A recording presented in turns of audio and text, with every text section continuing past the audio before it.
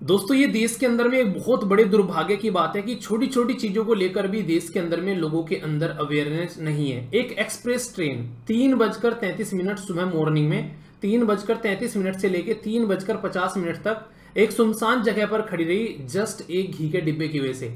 पूरा इशू क्या है मैं भी आप लोगों को समझाऊंगा, पर उससे पहले आज का बैलेंस डाइट जिसको प्यार से आप लोग आईएनए बोलते हैं, उसके अंदर में क्या क्या हम लोग कवर करने वाले हैं। मजा आ जाएगा, इतना कुछ आप लोगों को देखने को मिलेगा। हमारे देश के अंदर में हम लोग हिस्ट्री पढ़ते तो हैं, पर लेकिन उसको एग्जाम के लिए पढ़ते हैं। रियलिटी में पढ़ना कैसे है आज मैं बताऊंगा आप लोगों को। मदन मोहन मालवीय जी के बारे में एक मिशन लॉन्च किया गया है, मालवीय मिशन, किससे रिलेटेड डिटेल में समझेंगे। जेल के अंदर में रिफॉर्म करने के लिए बात की जा रही है, खासकर महिलाओं पर फोकस है। अभी आप लोगों ने मूवी देखी है जवान, उसमें महिलाओं के ऊपर फोकस किया गया जेल के अंदर में, तो उसी से रिलेटेड ये एक रिपोर्ट है, समझेंगे जेल के अंदर में महिलाओं की कंडीशन क्या है, डिटेल में जानेंगे। हम लोग पढ़ेंगे यहाँ पर 20वीं आसियान इंडिया समिट और 18वीं ईस्ट एशिया समिट, उसके बारे में डिटेल में समझेंगे। भाई साहब फिर से यहाँ पर इंदौर ने बाजी मार ली, यानी कि इंदौर ने क्लास टॉप कर दी। स्वच्छ वायु सर्वेक्षण इंडेक्स के अंदर में डिटेल में समझेंगे। आईटीबीपी क्या है, हमारे देश के अंदर में किस तरीके से रोल प्ले करती है और इसका मोटो क्या है, बेसिक इंफॉर्मेशन तक भी बताऊंगा। न्यूज में क्या है वो हम लोग समझेंगे। इन्वायरमेंट से रिलेटेड न्यूज होगी यहाँ पर, इंडियन ऑयल सार्डन, ये फिश है, आखिर क्यों है न्यूज में समझेंगे डिटेल में तसल्ली में। गवर्नमेंट आप लोगों के लिए बहुत कुछ करने जा रही है, नेशनल न्यूज डिस्कस करेंगे इससे related. National first transit card क्या है, सुनकर मजा आएगा, सुनकर तो आएगा ही आएगा, वैसे मजा आएगा जब ये कार्ड आप लोगों के हाथ में आ जाएगा। साइंस की न्यूज है, यहाँ पर बात करेंगे वेरिसेला जोस्टर वायरस आखिर क्या है और क्यों है, न्यूज में डिटेल में समझेंगे। यूपीएससी से रिलेटेड कुछ प्रीलिम्स के क्वेश्चन भी आप लोग यहाँ पर देखने को मिलेंगे, बेसिकली जो आप लोग के काम आने वाले हैं। ये 24 कर लो अब तो, ठीक है 23 गया, तो लगभग टोटल मिलाकर 20 एमसीक्यू होंगे जिसमें आप लोगों को अटेम्प्ट करने हैं अलग अलग टॉपिक से, यानी कि एक छोटी सी टेस्ट सीरीज भी आप लोगों की कवर होने वाली है। जो क्वेश्चन डिस्कस करूंगा उनके आंसर देते हुए चलना, इससे पता चलेगा आज का एसएलवी कमांडो कौन है, ठीक है। सी सेट का क्वेश्चन होगा, एक नेशनल पार्क डिस्कस करेंगे और अंग्रेजी भी सीखेंगे भाई साहब। टोटल मिलाकर लगभग 30 से 35 शब्द अंग्रेजी के डिस्कस करेंगे, कैसे बताऊंगा, जब डिस्कस करेंगे आप लोगों को सारी बातें समझ में आ जाएगी। अब आगे बढ़ने से पहले बात कर लेते हैं इस पर्टिकुलर टॉपिक के बारे में। मुद्दा क्या था, मुद्दा यह था कि ट्रेन जो थी वो खचाखच भरी हुई थी। बहुत सारे लोग हमारे देश में ट्रेन में यात्रा करते हैं। आप लोगों ने कई बार सुना भी होगा कि कई सारे देश की पॉपुलेशन इतनी नहीं है जितने हमारे देश के अंदर में ट्रेन में लोग यात्रा करते हैं, और उसमें कई बार इतनी बुरी कंडीशन रहती है कि इंसान जो है बस किसी तरीके से बस टंग गया, वो कंडीशन है। ऐसे में एक इंसान जो है वो घी का डिब्बा लिए खड़ा था, लगभग 1-1.5 किलो का घी का डिब्बा था, तो काफी लंबे समय से लेके खड़ा कर रहा उसको। तो एक क्या हुआ, बाद में आके भाई ने वो डब्बा जो है वो वहां पर ट्रेन की चेन पर टांग दिया। जैसे ट्रेन की चेन पर टांगा, ट्रेन रुक गई। अब लोगों को समझ में नहीं आ रहा है कैसे रुक गई ट्रेन। अब भाई साहब तय जाके यहाँ पर आरपीएफ जो रेलवे की पुलिस फोर्स है वो इस डब्बे में पहुंची और उन्होंने देखा तो ये क्या चल रहा है, तो उससे पूछा भाई साहब ये क्या कर रहे हो, कहे जी हाथ दुख रहा था, बहुत देर से घी का डब्बा लिए खड़े थे, समझ में नहीं आया कहाँ टांगे, तो यहाँ पर टांग दिया, ये जगह दिखी हमको टांगने की। भाई साहब रेलवे पुलिस फोर्स की जो आरपीएफ वाले जो जवान है उसको पकड़ के लेके आज तेरा घी का डब्बा जो है आज तुझे घी खिलाना सिखाते हैं। मतलब कंडीशन आप लोग समझ सकते हैं कि ये छोटी छोटी अवेयरनेस की चीजें जो है हमारे देश के अंदर में कितनी कम सोशल अवेयरनेस है कि उसको ये नहीं पता कि इसके ऊपर टांगने से ये ट्रेन रुक जाएगी।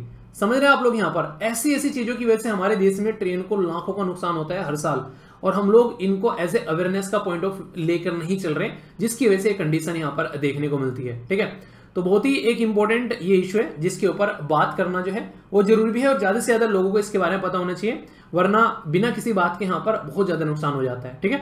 आइए आगे बढ़ते हैं। आज की एक बड़ी ही प्यारी सी कोटेशन है जो कि आप लोगों के दिन को सुधारने का काम करेगी और लाइफ में कुछ चेंज लेकर आएगी। ये क्या है, बोला गया कि वन डे, अगर आप लोग मॉर्निंग में 4 AM अगर आप लोग उठने स्टार्ट करते हो ना, तो बोला गया कि one day these 4 AM will make U A legend, आप लोगों को एक महान इंसान बना देगा अगर जिंदगी में आप लोगों ने 4 AM ऐसा नहीं कि 4 AM ही उठना है आप लोगों को, आप लोग 5 बजे भी उठ सकते हैं, आप लोग 6 बजे भी उठ सकते हैं, पर 6 बजे के बाद अगर कोई इंसान उठ रहा है, ये कहते हैं कि अक्सर आप लोगों ने सुना होगा कि हम लोगों को सूरज से पहले उठना चाहिए, यानी कि सूरज हम लोगों को न जगाए, हम लोग सूरज को जगाए। जिस इंसान ने अपनी जिंदगी में ये इस तरीके के रूल और रेगुलेशन बनाए वो इंसान झंडे गाड़ता हुआ नजर आता है। क्यों?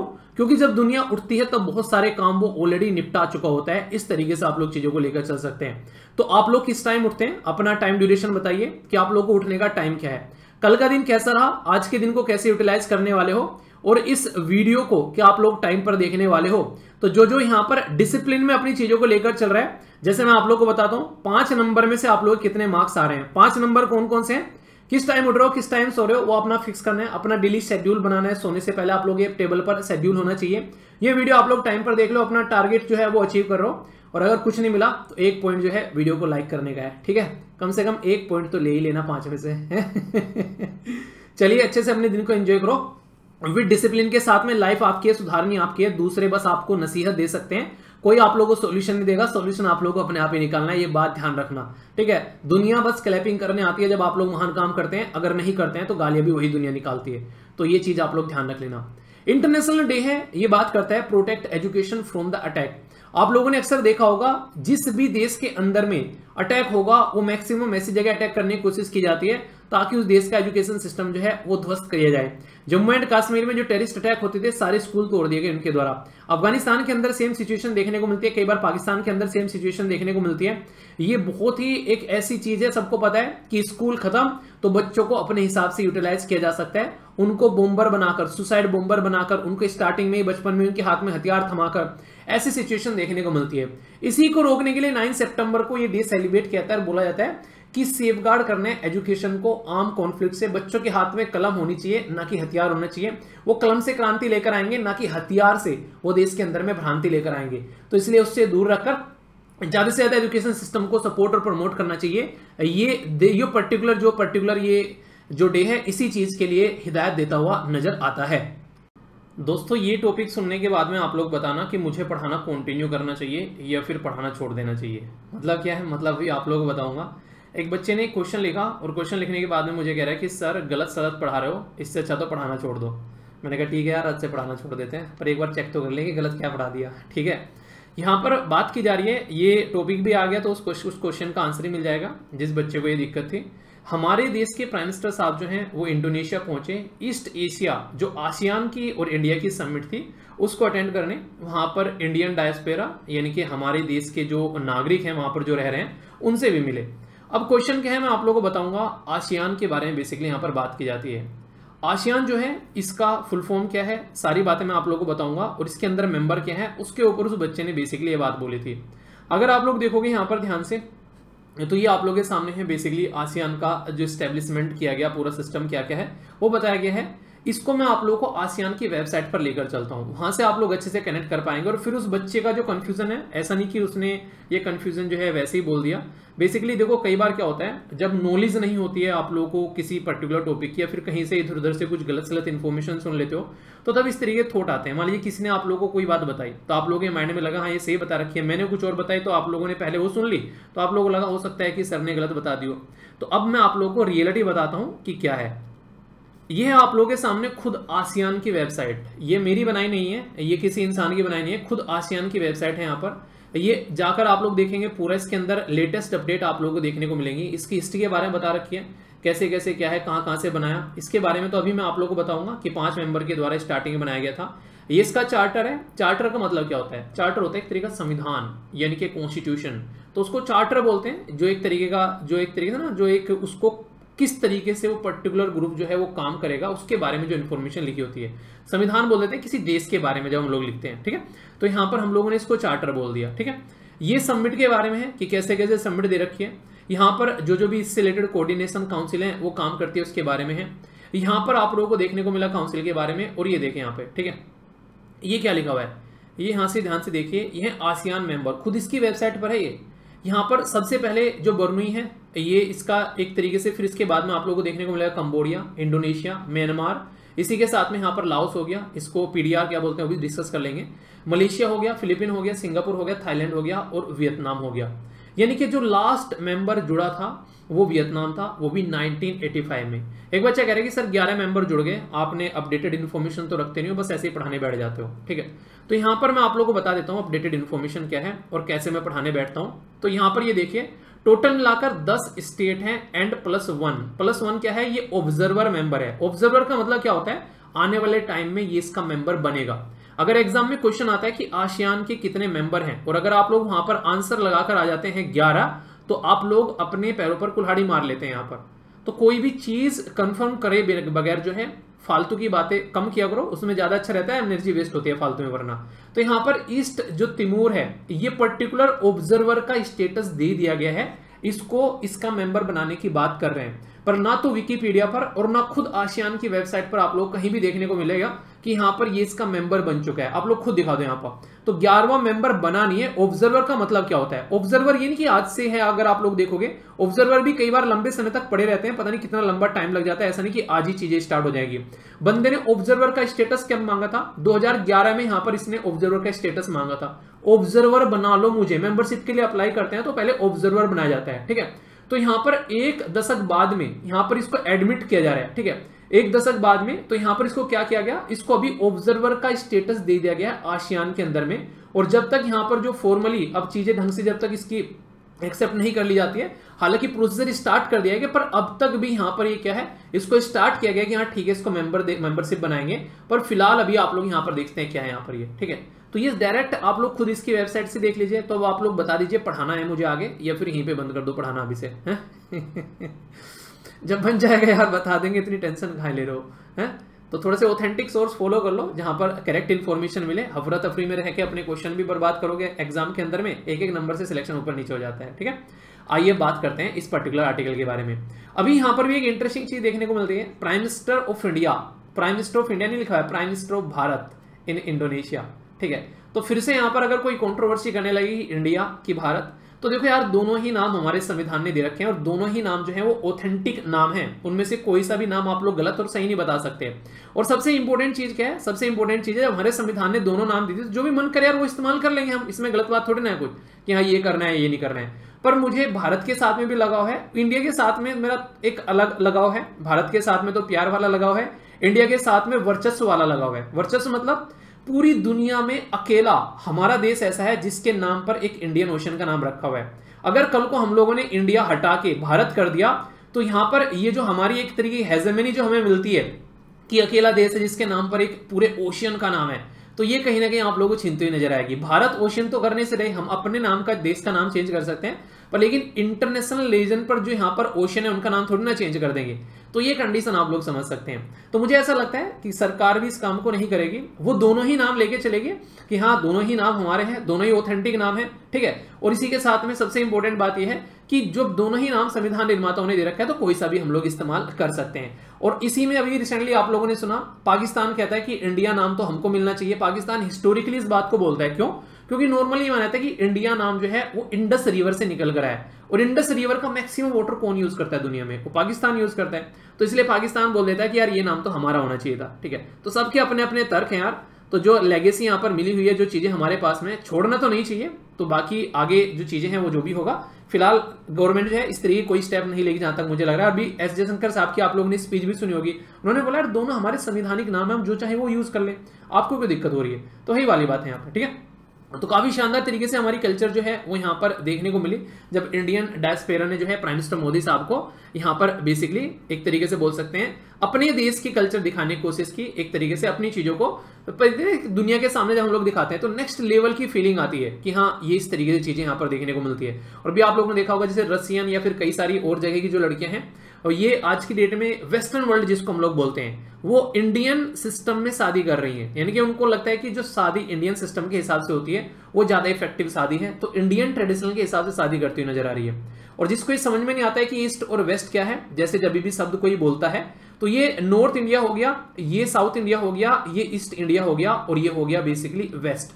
तो जो भी हमारे वेस्ट में पड़ता है हम लोग नॉर्मली उसको वेस्टर्न वर्ल्ड बोल देते हैं, पर लेकिन ये शब्द मेनली हम लोग यूज करते हैं जो डेवलप्ड नेशन हो गए, जैसे कि यूरोपियन यूनियन हो गया, कई बार यूएसए वगैरह, ये सब एरिया हो गए, तो इनके लिए हम लोग यूज कर लेते हैं। ऐसे आप लोगों ने देखा होगा हमारी पहले जो हमारी पॉलिसी जो हुआ करती थी लुक ईस्ट पॉलिसी, यानी कि ईस्ट की तरफ को देख लो भाई साहब, यानी कि ईस्ट किस साइड में हमारा भाई साहब, इस साइड में है ईस्ट, तो ईस्ट की तरफ को देख लो, यानी कि ईस्ट की तरफ को व्यापार करो। फिर लुक ईस्ट पॉलिसी को चेंज कर क्या कर दिया गया, एक्ट ईस्ट पॉलिसी कर दी, यानी कि बहुत देख लिया, थोड़ा सा काम कर लो यार अब जो यहाँ पर। तो बड़े ही आसान शब्दों में मैं आप लोगों को ये चीजें इस तरीके से बताऊं ताकि कोई मतलब ही आप लोगों को कंफ्यूजन में न रहे क्या है। अब यहाँ पे भी दो चीजें हैं, आप लोगों को हो सकता है इसमें कंफ्यूजन हो जाए कल को। जब भी कोई मीटिंग होती है, जैसे अभी G20 की मीटिंग हो रही है, तो G20 की मीटिंग जब हमारे देश में हो रही है तो इसका मतलब ये नहीं कि G20 की ही मीटिंग होगी, उसके साइड लाइन में और भी कई सारी मीटिंग जो है निपटा ली जाती है। जैसे आप लोग देखना प्राइम मिनिस्टर जो है वो सारे लीडर के साथ में अलग अलग बातें करते हुए नजर आएंगे। तो आप लोग एक बात हमेशा ध्यान रखें, जैसे ब्रिक की मीटिंग हो रही है उसके साथ में मान लीजिए दूसरी कंट्री को बुला ले, भाई साहब इनका भी मीटिंग निपटा लेते हैं, एक दो एक्स्ट्रा मेंबर को और बुलाकर, तो ऐसा कुछ रहता है। तो अभी यहां पर आप लोगों को देखने को मिलेगा प्राइम मिनिस्टर साहब जो है वो जकार्ता इंडोनेशिया। अगर मैप में आप लोग देखोगे तो अपनी कंट्री के साइड में आप लोग जाकर ये यहां पर आएंगे, थोड़ा सा ऑस्ट्रेलिया के ऊपर इंडोनेशिया आप लोगों को देखने को मिलेगा। मैप में जरूर देखा करो, क्योंकि आंखों देखी चीजें लंबे समय तक आप लोगों को याद रहती है, ठीक है। तो ये आप लोग देखना। अभी यहां पर during the visit of prime minister, तो 20वीं आसियान इंडिया समिट, याद रखना 2 चीजें हो रही हैं यहां पर। प्राइम मिनिस्टर मोदी साहब 2 जगह पार्टिसिपेट कर रहे हैं। एक तो 20वीं आसियान इंडिया समिट हो रही है और एक हो रही है 18वीं ईस्ट एशिया समिट, जो होस्ट की जा रही है इंडोनेशिया के द्वारा। यानी कि कल को कंफ्यूजन में डालकर अगर कोई आप लोगों से पूछने लगे यार 20वीं आसियान समिट तो है, तो बता दो ईस्ट एशिया समिट कहां पर हुई है, तो करंट चेयर दोनों का यही है इंडोनेशिया। तो ये इंपॉर्टेंट ये पॉइंट हो जाता है, जो वनडे टाइप के एग्जाम आप लोग करते हैं ना, तो यार उसमें डायरेक्ट क्वेश्चन चिपका मिलेगा आप लोगों को।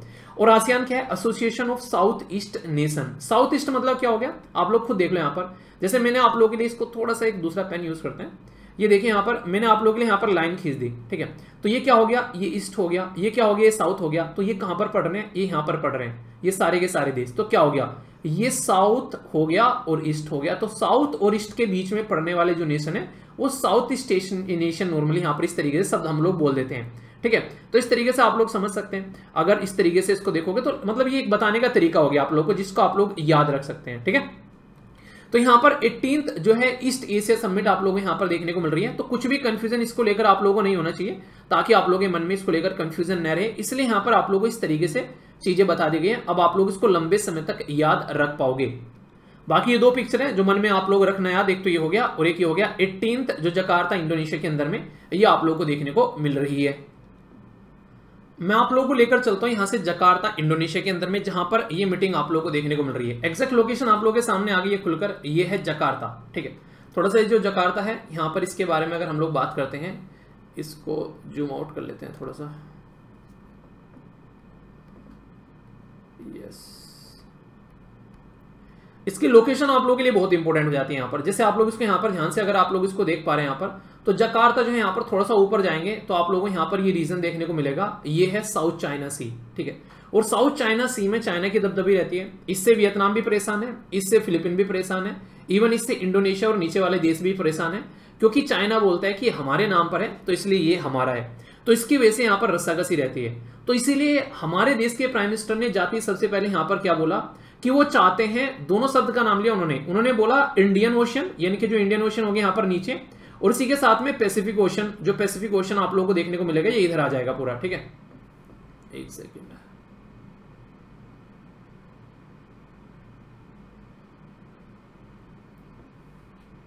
ये हो गया पैसिफिक ओशन यहां पर, ठीक है। तो इंडोर पैसिफिक रीजन शब्द जो यूज किया था ना, वो इंडियन ओशन और पैसिफिक ओशन के नाम पर यहां पर ये शब्द यूज किया था। तो प्राइम मिनिस्टर मोदी साहब के द्वारा साफ साफ सबसे पहले यही बात बोली गई, जिससे चाइना को जो है काफी मिर्ची भी लगी। क्योंकि देखो अभी हमारे देश के अंदर में G20 मीटिंग हो रही है, तो भाई साहब यहां पर इनवाइट करने के बाद भी नहीं आए। तो प्राइम मिनिस्टर ने जाते ही सबसे पहले यहां पर क्या बोला कि यहां पर हम लोग क्या करेंगे, ईस्ट एशिया जो मैकेनिज्म है उसको इंप्लीमेंट करेंगे। और उसमें इंपॉर्टेंट पॉइंट क्या है, इंडिया और पैसिफिक जो इंडोर पैसिफिक रीजन है उसमें हम लोग को शांति बना के रखनी है, ये सबसे पहले यहां पर बात की गई। और उसके लिए प्राइम मिनिस्टर मोदी साहब ने साफ साफ सपोर्ट करने की बात की कि हम लोग इसको बहुत ही अच्छे से सपोर्ट करने वाले हैं। और सबसे इंपॉर्टेंट बात जो देखने को मिलती है, एशिया के अंदर में चाइना, देखो चाइना का दोगलापन क्या है, दुनिया भर में चाइना ये बोलता है कि मल्टीलेटरल वर्ल्ड होना चाहिए। मतलब क्या है कि कोई एक इंसान जो है वो दादागिरी न दिखाए, यानी कि कोई एक इंसान ये ना बोले कि बस मैं दुनिया को चला रहा हूं। अलग अलग रीजन में अलग अलग लोग जो हैं अपनी अपनी लीडरशिप निभा सकते हैं, पर लेकिन जब सेम बात बोलने की आती है यहां पर एशिया के अंदर में, तो एशिया में वो चाहता है कि वो एक छत्र छाया वाला अकेला इंसान जो है यहां पर इंजॉय करता हुआ नजर आए। यानी कि दुनिया के लिए इसके रूल और रेगुलेशन कुछ और हैं और खुद के लिए इसके रूल और रेगुलेशन आप लोगों को कुछ और देखने को मिलेंगे। तो ये घटिया प्रवृत्ति इसकी यहां पर निकल कर आती है। तो इसलिए यहां पर प्राइम मिनिस्टर मोदी साहब जो हैं जा रहे हैं, तो यहां पर वो भी अपनी अपनी बातें सब अपनी बोल रहे हैं। और खासकर कोविड-19 के बाद में जो आप लोगों ने देखा, दुनिया अब तक जो है उससे उबरा नहीं है, उसके जो इफेक्ट थे। तो इसलिए चाइना में से बहुत सारी जो पहले चीजें चाइना के अंदर में हुआ करती थी उसको छोड़कर यूएसए की बहुत सारी कंपनी जो है ऑल्टरनेटिव ढूंढ रही हैं। इसलिए इंडिया और आसपास के जो देश हैं, वियतनाम हो गया, इंडोनेशिया हो गया, इनको अपना घर बनाया गया रिसेंटली बहुत सारी जो कंपनीज के द्वारा भी। और आप लोगों को यहां पर देखने को मिलेगा इवन आसियान कंट्री जो हैं उनके द्वारा भी यहां पर जब चाइना के द्वारा बताया गया अपना एक एडिशन 2023 का मैप यहां पर लॉन्च किया गया साउथ चाइना सी को लेकर, तो उसमें यहाँ पर इनको लोग द्वारा यहाँ पर ताइवान को, पूरे ताइवान को, जो कि यहाँ पर इनसे लड़ने के लिए तैयार है, साउथ चाइना सी को, अरुणाचल प्रदेश को, अक्साई चीन को, ये चाइनीज टेरिटरी बता दिया। इंडिया ने तो डिसमिस किया ही किया, सारे आसियान मेंबर ने भी यहाँ पर इसको जो है वो गलत ठहरा दिया।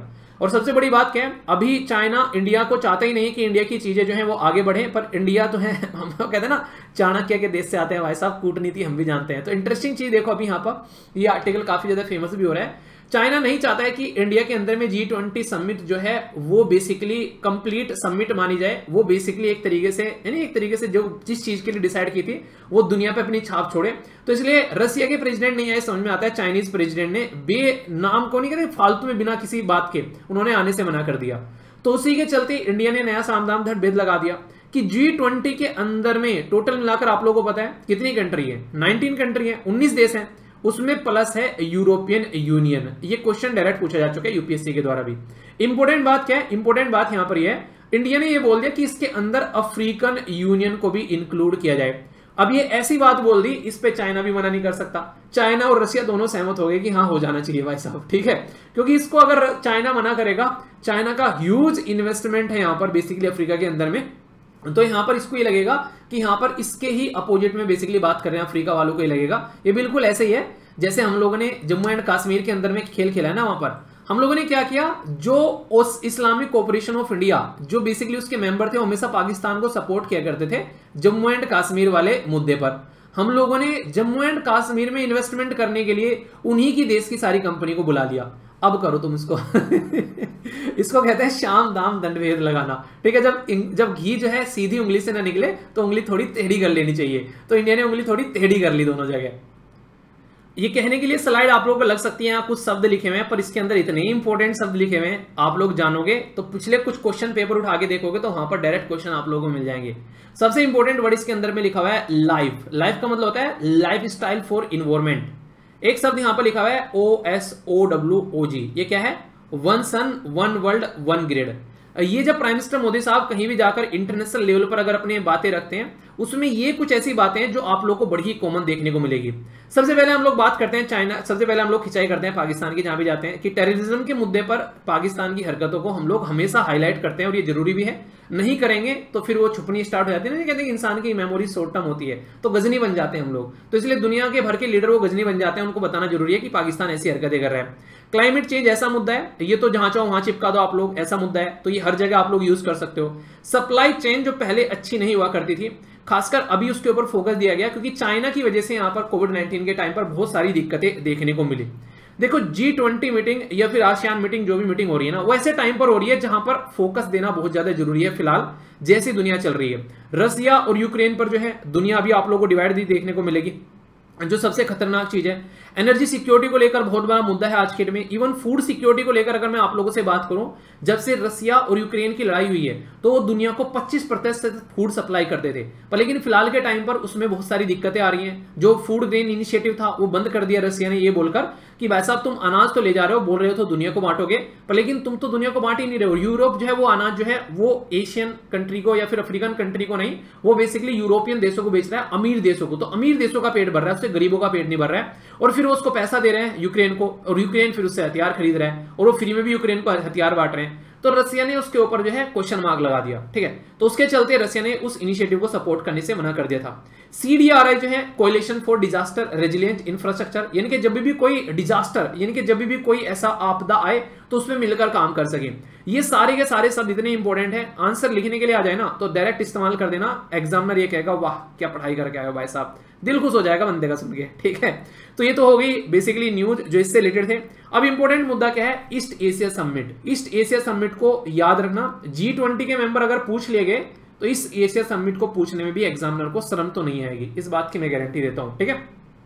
2005 में बनाया गया ये एक ऐसा ग्रुप है जिसमें मिलाकर टोटल 18 रीजनल लीडर आप लोगों को देखने को मिलेंगे। 18 मतलब 10 तो आसियान के मेंबर हो गए यहाँ पर, ठीक है। अगर आसियान में 11 मेंबर होते तो यहाँ पर भी आप लोगों को 18 की जगह 19 लिखा हुआ मिलता। तो इसका मतलब ये भी प्रूफ हो गया फिर से कि आसियान के अंदर में 11 मेंबर नहीं है तो इसका मतलब मैं पढ़ाना कंटिन्यू रखूंगा, ठीक है, मैं पढ़ाना नहीं छोड़ूंगा चलिए सही है। फर्स्ट टाइम जो इसका नाम प्रपोज किया गया, ये यहाँ पर मलेशिया के जो प्राइम मिनिस्टर थे जिनका नाम था यहाँ पर मताहिर बिन मोहम्मद, उनके द्वारा इसका नाम दिया गया। और ये अभी एक स्टेट पीसीएस के अंदर में क्वेश्चन पूछा गया था, ठीक है। ये बेसिकली 6 मुद्दों पर काम करते हैं। मुद्दे सारे बड़े आसान से हैं। इन्वायरमेंट के ऊपर काम करते हैं, एजुकेशन के ऊपर, इसी के साथ एनर्जी, फाइनेंस, ग्लोबल हेल्थ, और इसी के साथ में पेंडेमिक और नेचुरल डिजास्टर मैनेजमेंट, और आसियान के अंदर में कनेक्टिविटी। आप बोलोगे सर बहुत सारे हो गए, वैसे बहुत सारे हो गए, पर लेकिन इनमें कुछ कुछ पॉइंट एक जगह मिले हुए हैं। 6 मुद्दे हैं टोटल प्रायोरिटी में जब हम लोग जाएंगे, ठीक है। मेंबरशिप की बात करें, आसियान के 10 मेंबर आप लोगों को अभी बताऊंगा और ढंग से। इसके साथ में ऑस्ट्रेलिया के साथ में आप लोगों को देखने को मिलेगा न्यूजीलैंड, जो हमेशा रहता है याद रखने के लिए। साउथ कोरिया और जापान एक साथ में याद रख लेना, यूएसए और रशिया आगे, और चाइना और इंडिया आगे, ठीक है। तो टोटल मिलाकर 18 देश आज की डेट में इसके मेंबर हैं, जो कि आप लोगों को पता होना चाहिए।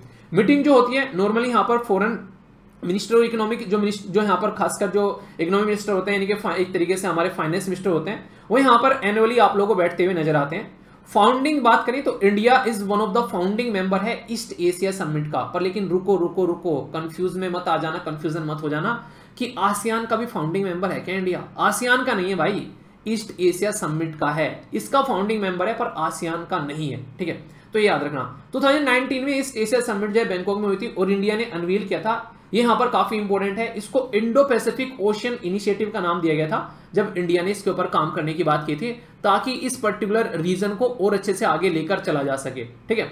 तो ये कुछ कुछ बातें आप लोग याद रखते हैं। बेसिकली यही है कि मुद्दा क्या है कि किस तरीके से हम लोग हार्मनी बना के चल सकते हैं डाइवर्सिटी के अंदर में। हर एक देश के अपने अपने हित हैं, अपना अपना सोचना समझना है, तो उसमें कैसे हम लोग बैलेंस बना के चल सकते हैं, ये बेसिक मुद्दा देखने को मिलेगा। आसियान में जैसे बात करें, ये बनाया गया था 8 अगस्त 1967 में बैंकॉक थाईलैंड के अंदर में, और इसको हम लोग आसियान डिक्लेरेशन बोलते हैं। ये समझ लेना कि 5 मेंबर आए थे, 5 पांडव जिसे बोल देते हैं हम लोग, Indonesia, Malaysia, Philippines, Singapore, Thailand, ये याद रखना। इवन वियतनाम, और इसी के साथ में म्यांमार, इसी के साथ में ब्रुनेई, कंबोडिया, ये भी इसके फाउंडिंग मेंबर आप लोगों को नहीं देखने को मिलेंगे। अभी रिसेंटली एग्जाम में पूछा गया म्यांमार के बारे में कि फाउंडिंग मेंबर था किसका? आसियान का। नहीं है फाउंडिंग मेंबर यार ये, इसलिए यहां पर अभी जो मीटिंग होने वाली है आगे, वो म्यांमार के अंदर होने वाली थी, साफ साफ मना कर दिया, क्योंकि वहां की आर्मी जो है खुद ही के लोगों को मार रही है यार। हमारे यहाँ पर आर्मी ने, आप लोगों ने देखा होगा, कभी भी नक्सल अफेक्टेड लोगों को भी कंट्रोल करने के लिए कभी आर्मी का इस्तेमाल नहीं किया हम लोगों ने, और वहां पर निहत्ते लोगों के ऊपर वो आर्मी जो है वो बेसिकली वहां पर उनका कत्लेआम किया जा रहा है लंबे समय से। तो ऐसी कंडीशन आप लोगों को म्यांमार के अंदर में देखने को मिल रही है। तो ऐसा ग्रुप जो कि एक आसियान ग्रुप है, वो कैसे म्यांमार को लीडरशिप दे सकता है? तो इसलिए उन्होंने म्यांमार को बोला कि डेमोक्रेटिकली इलेक्टेड गवर्नमेंट नहीं है, इसलिए तुम इस समिट को होल्ड नहीं, इसको हैंडल नहीं कर सकते, ठीक है, जो अभी नेक्स्ट आगे होगी।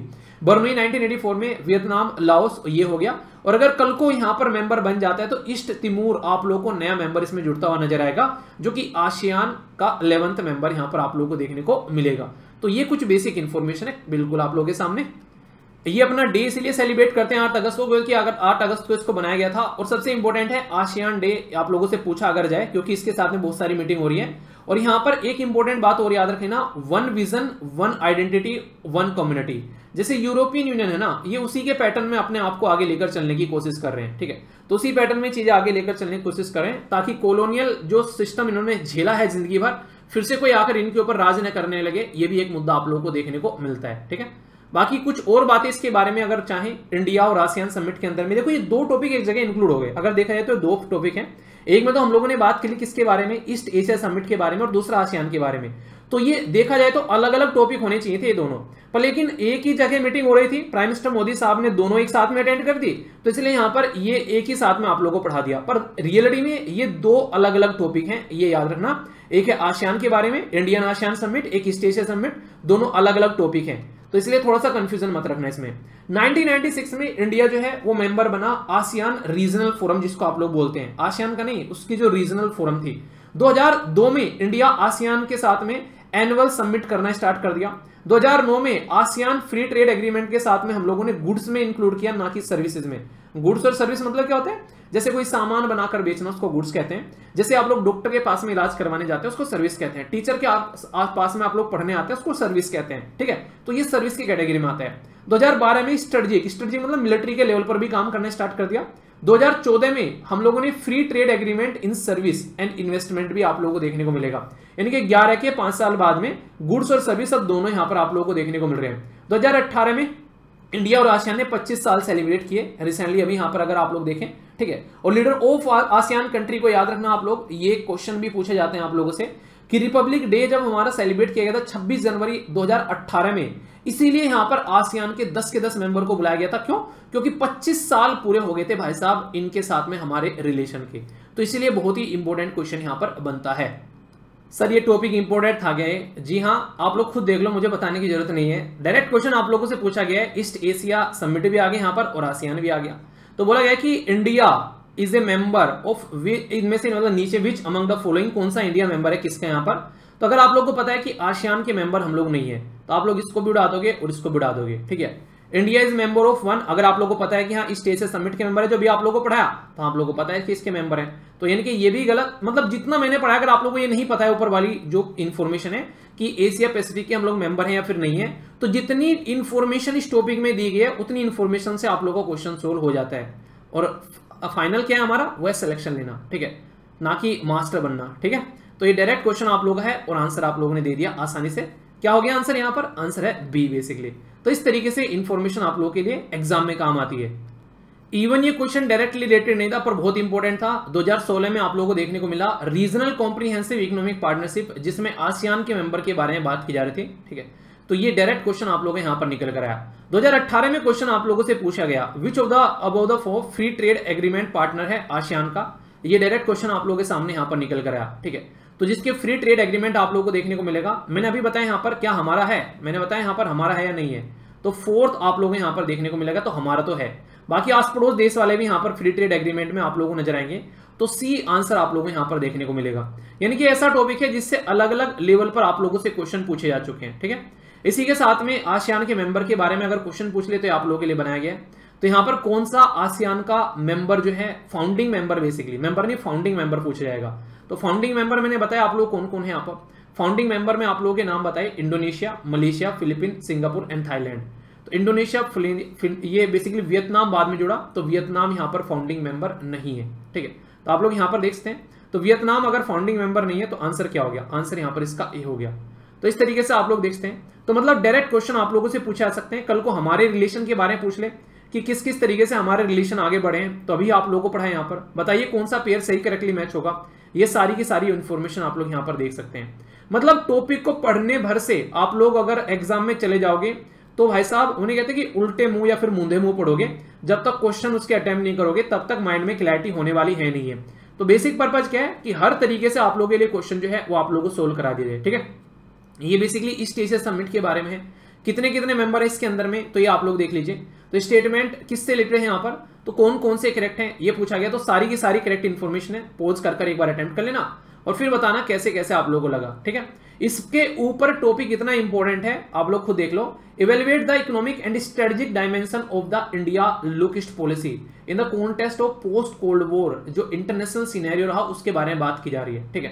यानी कि 1990s के बाद में हमारे किस तरीके से चीजें जो है इनके साथ में अच्छे से होना स्टार्ट हुए, उसके बारे में आप लोग देख सकते हैं। यहाँ पर ये गलत हो गया, ये दूसरा था, ठीक है। तो यहाँ पर आप लोग देखते हैं, तो इंपॉर्टेंट क्वेश्चन आप लोगों के सामने डायरेक्ट निकल कर आता है। तो हर तरीके से आप लोगों के लिए क्वेश्चन यहाँ पर हो गए, तो कोई भी कंफ्यूजन नहीं होना चाहिए। टॉपिक को इस तरीके से ये हो गए आप लोगों के दो टॉपिक एक साथ में, आसियान भी हो गया और इसी के साथ में ईस्ट इकोनॉमिक समिट हो गया और इंडियन आसियान रिलेशनशिप हो गए और सारे प्रैक्टिस भी आप लोगों की हो गई, ठीक है। अब कोई डाउट हो तो बताना इसके बारे में, वो नहीं होना चाहिए। और मैं बेस्ट क्वेश्चन आप लोग जरूर याद रखना जो आप लोग को बताएं क्वेश्चन कैसे कैसे पूछे जा सकते हैं, ठीक है। फीडबैक जरूर दीजिए करो, जैसा भी लगता है अच्छा है बुरा, लाइक या डिसलाइक कर आप लोग बता सकते हैं 1 सेकंड के अंदर, ओके। बाकी अगर यूपीएससी के लिए सीरियस तरीके से आप लोग तैयारी कर रहे हैं तो काफी शानदार तरीके से यूपीएससी की क्लासेस हैं आप लोगों के सामने, जो कि यहाँ पर आप लोगों को देखने को मिलेगी। और इसी के साथ में टेस्ट सीरीज भी है। अगर आप लोग यूपीएससी और सीडीएस की तैयारी कर रहे हैं तो कोर्स के साथ में आप लोगों को टेस्ट सीरीज भी देखने को मिलेगी। इनको आप लोग एंजॉय कर सकते हैं सही तरीके से। सीसेट का कोर्स भी है, सीडीएस का कोर्स है, यूपीएससी का कोर्स है। ये आप लोग की पढ़ाई को एक सही डायरेक्शन देंगे। बहुत ही मजे हुए खिलाड़ी हैं जो टीचर है, वो बहुत ही एक्सपीरियंस के साथ में आप लोगों को पढ़ाएंगे। स्टैटिक और करंट का बहुत ही शानदार मिक्सचर। अगर इसका पार्ट बनना चाहते हैं तो एप्लीकेशन या फिर वेबसाइट के थ्रू आप लोग यहाँ पर ज्वाइन कर सकते हैं। तो बहुत ही नॉमिनल प्राइस में सारी चीजें आप लोगों को देखने को मिल जाएगी, जिसमें सारी चीजें आप लोग अच्छे से एंजॉय कर सकते हैं। बहुत ही इफेक्टिव तरीके से अपनी पढ़ाई को लेकर चल सकते हैं। दोस्तों पीआईबी के द्वारा कनेक्ट की गई इन्फॉर्मेशन है, बहुत ही इंपॉर्टेंट डायरेक्ट क्वेश्चन आप लोगों से पूछा जा सकता है। और एजुकेशन सिस्टम में किस तरीके से हम लोग चीजों को सुधार सकते हैं उसमें सबसे आसान तरीका होता है टीचर की ट्रेनिंग के बारे में, तो उसके ऊपर फोकस यहाँ पर किया गया है। तो धर्मेंद्र प्रधान जो कि हमारे देश के एजुकेशन मिनिस्टर हैं, उन्होंने मालविया मिशन लॉन्च किया। तो मालविया मिशन जो है यहाँ पर ये एक तरीके का टीचर ट्रेनिंग प्रोग्राम है जो कि मेनली यहाँ पर इंप्लीमेंट किया जाएगा यूनिवर्सिटी ग्रांट कमीशन के द्वारा। तो क्या क्या इंपॉर्टेंट हो गया यहाँ पर, मालवीय मिशन इंपॉर्टेंट हो गया। तो इंपॉर्टेंट पर्सनैलिटी मदन मोहन मालवीय जी के बारे में बहुत सारी बेसिक और इंपॉर्टेंट इंफॉर्मेशन, और ये कितने इंपॉर्टेंट है हिस्ट्री के पॉइंट ऑफ व्यू से आप लोग ये समझो कि वो पता चलेगा आप लोगों को, यानी कि हिस्ट्री भी मैं आप लोगों को यहाँ पर पढ़ाने वाला हूँ थोड़ी सी, ठीक है। टीचर्स ट्रेनिंग प्रोग्राम जो यूनिवर्सिटी ग्रांट कमीशन, तो यूजीसी के बारे में भी आप लोगों को पता होना चाहिए, ये भी डायरेक्ट क्वेश्चन आप लोगों से पूछा जा सकता है। तो जो गवर्नमेंट के इनिशिएटिव है उसमें यहाँ पर आप लोगों के लिए डायरेक्ट क्वेश्चन पूछ लिया जाएगा। तो यहाँ पर क्या क्या है इंपॉर्टेंट बातें जो मैंने अभी आप लोगों को बताई, वो बेसिक बातें यहाँ पर बोल रखी है मदन मोहन मालवीय जी से रिलेटेड यहाँ पर। इसके पहले कि हम लोग आगे बढ़े, पहले हम लोग बात करेंगे यहाँ पर इस पर्टिकुलर मिशन के बारे में, ठीक है, और फिर हम लोग जानेंगे यहाँ पर मदन मोहन मालवीय जी के बारे में। ये जो पर्टिकुलर मिशन है जिसको यहाँ पर मालवीय मिशन बोला गया है, ये एक ऐसा मिशन है जिसमें टीचर की ट्रेनिंग प्रॉपर सिस्टमेटिक वे में इंप्लीमेंट की जाएगी। ये समझो कि टीचर की कैपेसिटी बिल्डिंग का काम किया जाएगा। आप लोग ये चीज समझकर देखो, अगर एक टीचर जो है वो ढंग से एक तरीके से टीचिंग स्किल नहीं जानता है या फिर अपने सब्जेक्ट की उसके ऊपर उसके पास में कमांड नहीं है, तो वो बच्चों के भविष्य के साथ में एक तरीका खिलवाड़ आप लोग बोल सकते हो। और आज की डेट में हमारे देश के अंदर में मैक्सिमम आप लोगों को ऐसा ही देखने को मिलेगा, खासकर जब आप लोग जाते हैं स्कूल लेवल पर। वहां पर क्या होता है, जो टीचर जो बेसिकली जिनको अपॉइंट किया गया उस पर्टिकुलर पोस्ट के लिए, वो खुद ने पढ़कर किसी भी ऐसे ट्यूटर को वहां पर बैठा देते हैं, जाकि उसको मतलब टीचर की सैलरी जो है मान लीजिए 50-60 हजार रुपए हो गई, उसको उसने क्या किया, उसको 5 या 10 हजार रुपए देकर कि मेरी जगह जाकर लेक्चर ले ले और अपने आप लाइफ को एंजॉय कर रहा है कहीं पर जाकर। ये मैं नहीं बोल रहा हूँ, ये कई सारी ऐसी रिपोर्ट अभी रिसेंटली देखने को मिली कि भाई साहब जो अपनी खेती कर रहे हैं गाँव में या फिर कुछ और कर रहे हैं, और ये चीजें आप लोगों ने आसपास में भी देखी होगी। तो ये बहुत ही खतरनाक लेवल का एजुकेशन सिस्टम के साथ में खिलवाड़ है। अगर किसी बच्चे का बेस ही तैयार हम लोगों ने नहीं किया तो फिर आगे क्या हम लोग करने वाले हैं। तो उसी चीज को ध्यान में रखते हुए ऑब्जेक्टिव यहाँ पर इस मिशन का ये है कि कैसे हम लोग शानदार लेवल पर टीचर की जो है बेसिकली उसके लिए प्रोग्राम चलाएं, उसकी कैपेसिटी को इनहेंस करें यहाँ पर, और खासकर ये फोकस दिया जाएगा हायर एजुकेशन इंस्टीट्यूशन के अंदर, ठीक है।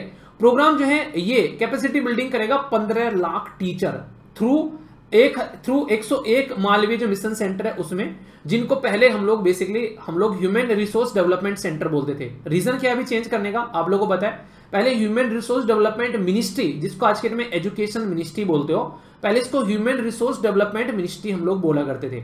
यानी कि इस पर्टिकुलर मिनिस्ट्री के साथ भी बड़ा ही एक तरीके से ना वो क्या है कि खेल खेला गया बेचारे के साथ में। पहले इसका नाम रखा गया एजुकेशन मिनिस्ट्री, फिर आगे चलकर इसका नाम चेंज कर दिया human resource and development ministry, फिर इसके बाद में चलकर फिर से इसका नाम चलकर एजुकेशन मिनिस्ट्री कर दिया गया। तो ये एजुकेशन मिनिस्ट्री के साथ में खिलवाड़ देखने को मिले, बार बार नाम चेंज किया गया अलग अलग पॉलिटिकल पार्टी के द्वारा। आप लोगों को कौन सा अच्छा लग रहा है, एजुकेशन मिनिस्ट्री या फिर ह्यूमन रिसोर्स डेवलपमेंट मिनिस्ट्री? सुनने में कौन सा आप लोगों को फीलिंग देता है? एजुकेशन सीधी बात है कि एजुकेशन मिनिस्ट्री है, क्योंकि एजुकेशन के बारे में बात की जा रही है। ह्यूमन रिसोर्स डेवलपमेंट के बारे में तो सुनकर भी लगता पता नहीं यार कौन सी मिनिस्ट्री है।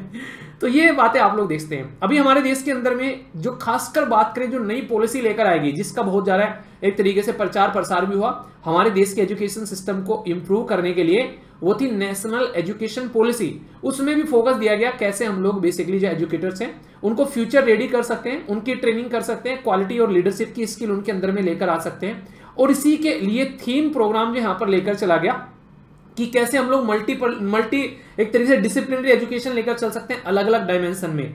इंडियन जो नॉलेज सिस्टम को भी आगे लेकर चलने की कोशिश की गई, जो हमारी लेगेसी एजुकेशन सिस्टम को आप लोगों को पता है, हमारे देश में एक टाइम पर ऐसी सिचुएशन थी कि बाहर के लोग हमारे देश में पढ़ने के लिए आते थे, और आज हमारा ये दुर्भाग्य है हमारे देश के लोग बाहर पढ़ने के लिए जाते हैं। तो इसके लिए यहाँ पर काम करने की बात की जा रही है, एकेडमिक लीडरशिप की बात की जा रही है। इसी के साथ में कंप्लीट डेवलपमेंट लाइफ लर्निंग पर भी इंफोसिस दिया जाएगा, ऐसा नहीं कि पढ़ा के छोड़ दो। तो ये है मालवीय मिशन। ये किस इंपोर्टेंट पर्सनैलिटी के नाम पे रखा गया है? तो ये रखा गया है मदन मोहन मालवीय जी के नाम पर। ये जो कहने के लिए स्लाइड आप लोगों के सामने है ना, ये स्लाइड एक ऐसी स्लाइड है जैसे आप लोग बोल सकते हैं कि रामबाण की घंटी है ये, क्योंकि इसके अंदर में जो पॉइंट लिखे हुए हैं हर एक पॉइंट आप लोगों के लिए क्वेश्चन बन चुका है। पहले बोला गया कि ये जन्म कहाँ हुआ था इनका जन्म हुआ था 25 दिसंबर। 25 दिसंबर भी काफी इंपोर्टेंस रखता है, किस लिए बताइए? 1861 में इलाहाबाद के अंदर में उत्तर प्रदेश के अंदर में इनका जन्म हुआ था, जिन्होंने इंडिया के एजुकेशन सिस्टम पर काफी बड़ा इंपैक्ट डाला और इंडियन इंडिपेंडेंस मूवमेंट में तो ये एक लीडर बनकर आगे चले ही थे। ये मॉडरेट कैटेगरी थे, यानी कि ज्यादा लड़ाई वड़ाई में ज्यादा अपना एक तरीके से मुद्दा नहीं रखते थे कि कैसे शांति में चीजों को सुलझाया जाए, उसके ऊपर फोकस इनका ज्यादा रहता था। इंडियन नेशनल कांग्रेस के 4 बार प्रेसिडेंट बने, कोई एक बार बन जाए तो बड़ी बात होती है, 4 बार प्रेसिडेंट बने। अटेंड की इन्होंने राउंड टेबल कॉन्फ्रेंस 1931 में। एक ऐसे लीडर इंडिया के कौन से हैं जिसने सारी राउंड टेबल कॉन्फ्रेंस अटेंड की, बताइए उनका नाम कौन बताएगा। हिंदू महासभा को 1906 में फाउंड किया गया। पंडित मदन मोहन मालवीय जी को इनको टाइटल दिया गया महामाना, तो याद रखिएगा great soul bye Mahatma Gandhi ji, क्योंकि महात्मा गांधी जी इनको बड़ा भाई मानते थे, ठीक है। तो ये इस तरीके से यहां पर इनको महामाना, ग्रेट सोल का नाम इनके द्वारा दिया गया। 2004 में पंडित मदन मोहन मालवीय जी को पोस्टमसली क्या होता है, इनके मरणोपरांत इनको भारत रत्न की उपाधि दी गई। अब भारत रत्न पंडित मदन मोहन मालवीय आप लोग यहां पर बोल सकते हैं, ठीक है। सिविलियन जो हाईएस्ट अवार्ड है देश का, वो यहां पर इनके लिए नवाजा गया। 2016 में इंडियन रेलवे के द्वारा वाराणसी न्यू दिल्ली, जो इसका नाम basically Varanasi new Delhi Mahamana express, ये यहां पर इन्हीं के नाम को ऑनर देते हुए, क्योंकि महामाना जो नाम दिया गया था वो गांधी जी के द्वारा दिया गया था। और ये इतने बेसिक से क्वेश्चन है जो कि हर एक स्टूडेंट को पता होना चाहिए। अगर ये नहीं पता है तो इसका मतलब थोड़ा सा सीरियस होकर पढ़ाई कर लेनी चाहिए आप लोगों को, ठीक है। क्योंकि अब पूछ लेगा कोई आप लोगों से कि यहाँ पर यार ये न्यूज कहां से आ गई, 2014 का क्वेश्चन पूछ लिया सर एग्जाम में, 2014 का नहीं पूछ लिया, फिर से मदन मोहन मालवीय जी न्यूज में थे, उनसे रिलेटेड बैकग्राउंड इन्फॉर्मेशन पूछ लिया आप लोगों से, ये बोला करो, ठीक है, जो कि आप लोग अक्सर छोड़ देते हो। आप लोग क्या करोगे कि हाँ भाई साहब ये मिशन लॉन्च कर दिया गया, उस मिशन के बारे में पढ़कर निकल गए, अब इनके बारे में पढ़ेंगे नहीं। इसी के साथ में BHU बनारस हिंदू यूनिवर्सिटी के फाउंडर, और इसी के साथ में आगे चलकर इसके वाइस चांसलर भी रहे यहाँ पर 1919 से यहाँ पर 1938 तक का काफी लंबे समय, 19 दूनी 38 होता है, यानी कि 19 साल इन्होंने यहाँ पर बेसिकली इसको हेड भी किया। इसका पूरा एक नहीं कहते कि बैकग्राउंड इन्फॉर्मेशन, एक तरीके नहीं कहते किसी की नींव रख देना एक तरीके से, तो वो काम इनके द्वारा किया गया यहाँ पर। पहली और ये स्लाइड दोनों घूट के पीने वाली स्लाइड है, ये मैंने आप लोगों को बताई दिया, बनारस हिंदू यूनिवर्सिटी इनके द्वारा बनाई गई थी, जिसने काफी बड़ा रोल भी प्ले किया गया। ये बेसिकली 1916 में बनाई गई थी और हमारी जो आजादी की लड़ाई में बहुत बड़ा रोल था ब्रिटिश टाइम पर। हिंदू महासभा का गठन जो है इन्हीं के द्वारा किया गया 1906 में। इसी के साथ में यहाँ पर जो इंपॉर्टेंट है स्काउट और गाइड, किस किसने अपने स्कूल में स्काउट और गाइड में पार्टिसिपेट किया है मुझे तो बचपन की याद दिला देता है कई बार, मेरे स्कूल में भी हुआ करती थी चीजें बेसिकली। उन्हें गले में एक पट्टा सा आप लोग देखते, पट्टा मतलब पट्टा तो शब्द गलत हो गया, बेसिकली एक रुमाल टाइप का आप लोग बोल सकते हैं, रुमाल टाइप का बेसिकली बांधा जाता था और पूरा बिल्कुल मस्त तरीके से कई सारे फंक्शन, कई सारी जो इवेंट हुआ करते थे स्कूल के अंदर में, जो स्काउट एंड गाइड है, बिल्कुल आगे चलकर आप लोग बोल सकते हैं कि ये कहीं ना कहीं हमारे अंदर रेस्पॉन्सिबिलिटी लेकर आता है हमारे देश के लिए। अगर देखोगे सत्यमेव जयते इनके द्वारा बोला गया था, one of the most famous slogan जो आप लोगों ने सुना होगा, सत्यमेव जयते। तो सत्यमेव जयते इन्हीं के द्वारा बोला गया था 1918 में, ठीक है, जब ये प्रेसिडेंट थे इंडियन नेशनल कांग्रेस के। और प्रेसिडेंट रहे 4 बार, 1909 में, 1913 में, 1919 में और 1932 में। अब आप लोगों के लिए क्वेश्चन ये है कि सारे के सारे सेशन जो है वो किस किस बेसिकली सिटी के अंदर में हुए, ये आप लोगों को बताना है। देखता हूं कौन से आंसर देगा। रोल मीडिया के अंदर भी देखें तो यहां पर हिंदुस्तान टाइम्स का जो नाम आप लोग जानते हैं, ठीक है, इनके द्वारा उसकी चेयरमैनशिप रखी गई 1924 से लेकर 1946 तक। जिस इंसान को लगता है ना कि यार एक जिंदगी में क्या क्या करे, ये इंसान है, सीख लो क्या क्या कर सकते हैं, ठीक है। लीडर हिंदुस्तान दैनिक और इसी के साथ में मर्यादा के भी। और इन्होंने यहां पर ये लाइन देखने में बड़ी सिंपल सी लग रही होगी ना आप लोगों को, अभी आप लोगों के होश उड़ाने वाली है इन्होंने ही फोकस किया कंपलसरी प्राइमरी एजुकेशन के बारे में, जो आज की डेट में आप लोगों को हमारा देश जब आजाद हुआ 86 कॉन्स्टिट्यूशन अमेंडमेंट किया गया, उसके बाद में यहां पर free and compulsory education I देश के अंदर में, आर्टिकल 21A के अंदर में 2002 में, ठीक है। और ये बात ये कब बोल रहे थे, ये बात ये अंग्रेजों के टाइम पर बोल रहे थे। आप लोग देख लो यहां पर इसको कहते हैं विजनरी लीडर, जिसके अंदर से विजन निकल कर आता है। ये शब्द यहां पर लिखा हुआ है, ये इससे भी ज्यादा खतरनाक है। ये बात की जा रही है इंडेंचर्ड लेबर के बारे में। इंडेंचर्ड लेबर क्या होती है, ये काफी खतरनाक शब्द है। ये आप लोगों से थोड़ा सा डीप नॉलेज में लेकर मैं आप लोगों को जा रहा हूं, ताकि और अच्छे लेवल पर आप लोगों की नॉलेज तैयार हो जाए। ये है बेसिकली ऐसी लेबर जिसको अंग्रेज अलग अलग एरिया से उठाकर लेकर आते थे अपनी कॉलोनी से, जैसे इंडिया से भी लेके उठा के किसी को, ठीक है। और वहां पर सुगर, कॉटन या फिर टी प्लांटेशन के लिए या फिर रेलवे कंस्ट्रक्शन के लिए अलग अलग जो प्रोजेक्ट इनके चला करते थे, वहां पर उनका इस्तेमाल किया करते थे। वेस्ट इंडीज के अंदर में, अफ्रीका के अंदर में, साउथ ईस्ट एशिया के अंदर में।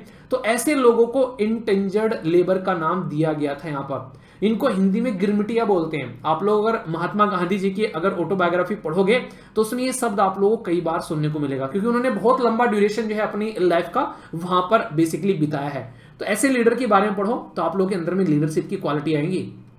तो इसी गिरमिटिया सिस्टम का इनके द्वारा अपोज किया गया और सपोर्ट किया गया कि रेलवे सिस्टम जो है उसको नेशनलाइज कर देना चाहिए। तो इसके ऊपर इनका बड़ा फोकस रहा। तो यहां से अंदाजा लगाइए कि इसको कहते हैं किस लेवल पर जाकर इंसान जो है वो क्या क्या बातें सोच रहे हैं। ठीक है, तो इनके बारे में कुछ और बेसिक इंफॉर्मेशन यहाँ पर जो भी आप लोगों को बताइए वो एक स्लाइड में एक और लिखी हुई है, जिससे कि आप लोग चीजों को समझ सको यहाँ पर। और भारत रत्न के बारे में आप लोग जरूर याद रखना। हमेशा ये बात करते थे कास्ट सिस्टम को खत्म कर दिया और हिंदू और मुस्लिम की यूनिटी को अच्छे लेवल पर लेकर चलना चाहिए।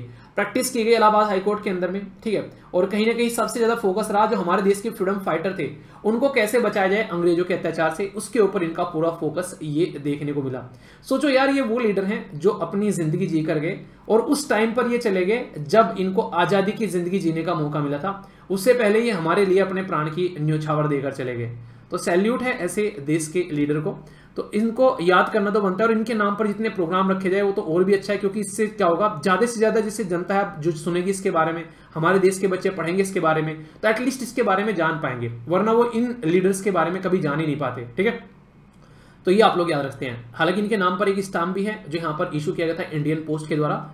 एक क्वेश्चन है आप लोगों के लिए यहाँ पर मदन मोहन मालवीय जी से रिलेटेड यहाँ पर बात की जा रही है। He was elected as the president Indian National Congress 4 time, और यहाँ पर पूछा गया करेक्ट पूछा गया। ठीक है, he attended the round table conference 1930। ये मदन मोहन मालवीय जी को महामना का नाम दिया गया था यहाँ पर रविंद्रनाथ टैगोर जी के द्वारा। तो यहाँ पर ये क्वेश्चन इसलिए ऐसा बनाया गया है ताकि आप लोग थोड़े से सतर्क बन जाओ। क्यों? क्योंकि आप लोग देखते हैं सारे के सारे ऑप्शन जो है इसने गलत डाल दिए। ठीक है, तो यहाँ पर आंसर डी होगा। तो पता होते होते भी अगर नहीं पता होगा, 4 बार बने, 1931 में पार्टिसिपेट किया और ये रविंद्रनाथ टैगोर जी ने, ये महात्मा गांधी जी के द्वारा यहाँ पर ये नाम दिया गया। तो डायरेक्ट क्वेश्चन आप लोगों से यहाँ पर पूछा जा सकता है। ठीक है, एक और क्वेश्चन है, टॉपिक का मजा ही तभी है जब तक क्वेश्चन अटेम्प्ट न कर पाओ। इसका क्या फायदा कि पढ़ लिया और क्वेश्चन अटेम्प्ट नहीं हो रहे हैं, फिर तो कुछ मजा नहीं है। तो इसलिए क्वेश्चन जरूर अटेम्प्ट करने। ठीक है, नेक्स्ट यहाँ पर consider the following statement with reference to the Malaviya mission. Aim है कैसे यहाँ पर अपनी जो ट्रेनिंग प्रोग्राम जो है एजुकेशन सिस्टम को इंप्रूव करना है हायर एजुकेशन सिस्टम के अंदर में। पहला तो ये बोला गया यहाँ पर। ठीक है, दूसरा बोला गया कि प्रोग्राम जो है वो एक तरीके से 15 लाख टीचर की और 101 मदन मोहन जो मालवीय सेंटर है उनमें उनको बेसिकली इंक्लूड किया जाएगा ताकि उनकी जो सिस्टम है उसको थोड़ा सा इंप्रूव किया जा सके। नेशनल एजुकेशन पॉलिसी को भी यहाँ पर कहीं ना कहीं इसी टारगेट में लेकर चला जाता है। ठीक है, तो कौन सा स्टेटमेंट करेक्ट है ये बताना है। ओनली 1, ओनली 2, ऑल 3 या फिर नन ऑफ द अबोव।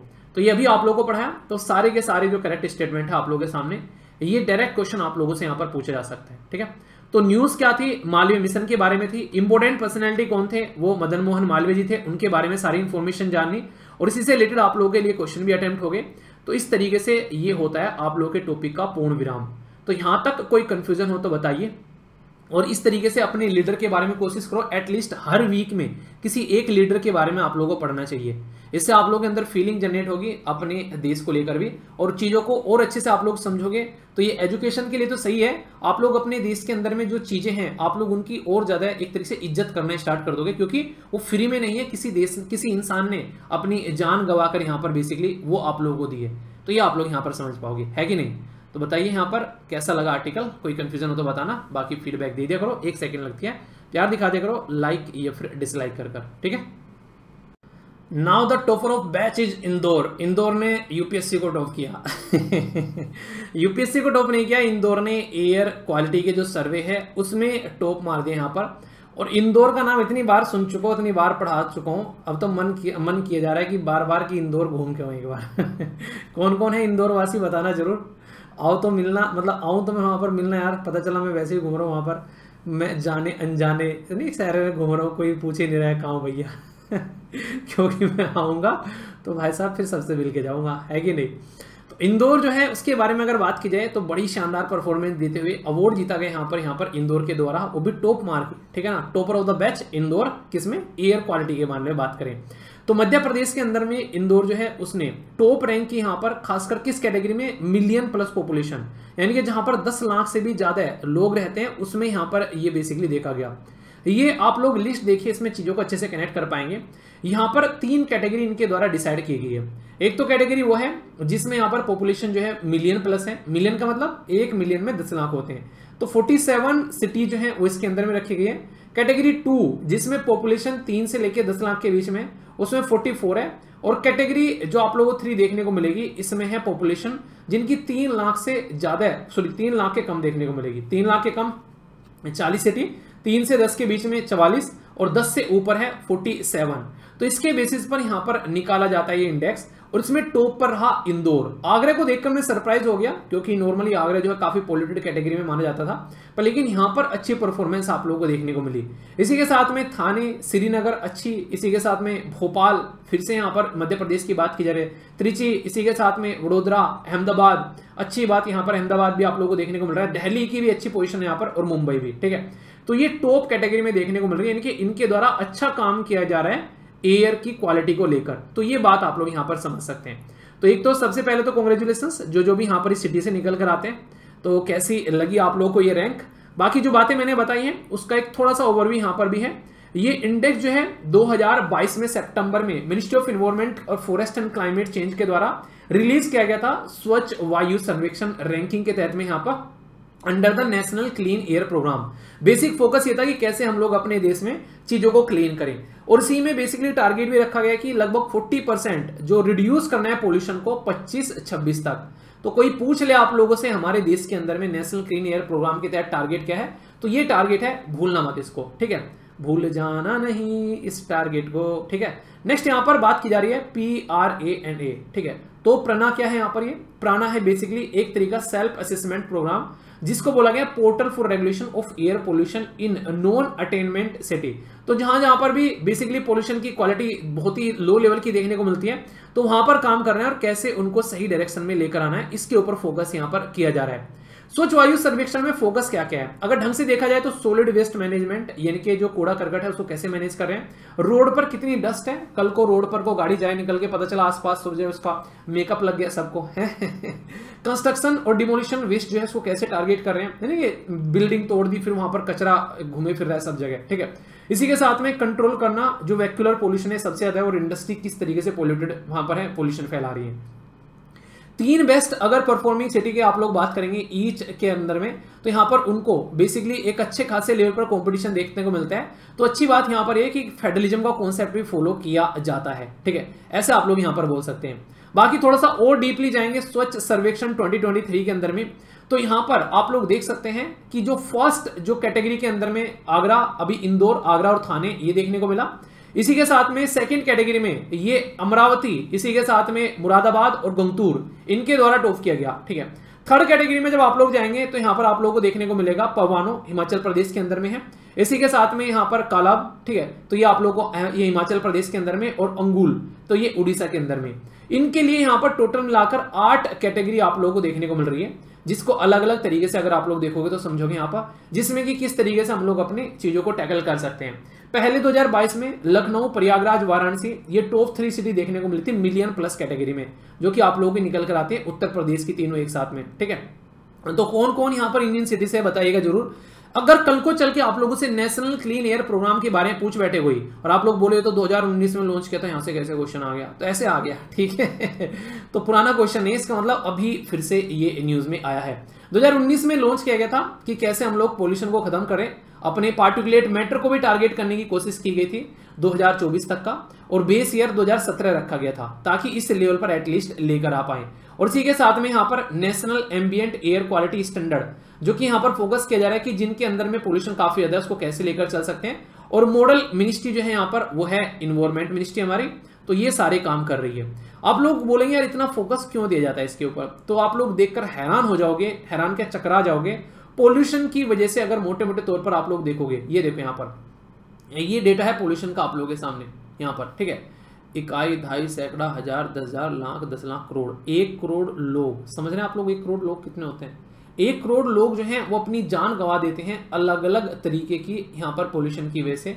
ये ग्लोबल रिस्क फैक्टर मैं आप लोगों को यहाँ पर बता रहा हूँ। और पोल्यूशन क्या है? पोल्यूशन वही है नेचुरल और इन्वायरमेंटल जो हम कर रहे हैं। व्हीकल हम लोग यहाँ पर पता नहीं कैसे कैसे पोल्यूशन फैला रहे हैं। आज पॉलिथीन जला देता है कोई भी उठाकर, जैसे जैसे सर्दियाँ आती हैं वैसे वैसे आप लोगों को देखने को मिलेगा कैसी कैसी हरकतें देखने को मिलती हैं। तो बहुत ही लार्ज लेवल पर चीजें यहाँ पर निकल कर आती हैं। कहीं फैक्ट्री से पोल्यूशन निकल रहा है, कहीं कहीं से, मतलब हर लेवल पर कंट्रोल कैसे करना है, पेड़ लगाने की बात की जाती है। पेड़ बहुत कम लोग लगाते हैं क्योंकि जगह नहीं मिलती है कुछ लोगों को, तो सिटीज में खासकर जो रहते हैं, गांव में रहते हैं वो तो अच्छा खासा काम कर लेते हैं। ठीक है, इसी के साथ में कैसे हम लोग इलेक्ट्रिक व्हीकल का इस्तेमाल कर सकते हैं, साइकिल का कैसे इस्तेमाल कर सकते हैं, ये बहुत अच्छा है। पब्लिक ट्रांसपोर्टेशन का इस्तेमाल करें, पर लेकिन वो ऐसा होना चाहिए कि उस लेवल पर लोग जो इसको एंजॉय कर सकें। ठीक है, हाउस के अंदर में सोलर पैनल इस्तेमाल करना स्टार्ट कर दें, तो हमको अपने लेवल पर काम करना पड़ेगा। सरकार अपने लेवल पर काम कर रही है क्या? जी हाँ, दुनिया भर के प्रोग्राम आप लोगों को देखने को मिलेगा जो गवर्नमेंट के इनिशिएटिव है यहाँ पर इनिशिएटिव धरे के धरे रह जाते हैं। पॉलीथीन हमारे देश के अंदर में बैन हो चुकी है। आप लोगों को लगता है अपने मोहल्ले में देखना पॉलीथीन बैन हो चुकी है क्या? हर एक इंसान के हाथ में पॉलीथीन देखने को मिल जाएगी जो सब्जी की दुकान पे जा रहा है या फिर कुछ और सामान यहाँ पर लेने जा रहा है। तो आप लोग समझ सकते हैं कि बोलने में और करने में फर्क होता है। बोलते तो आप भी हैं, डेली टाइम टेबल बनाएंगे, फॉलो करेंगे, कितना फॉलो कर पाते हैं बताइए।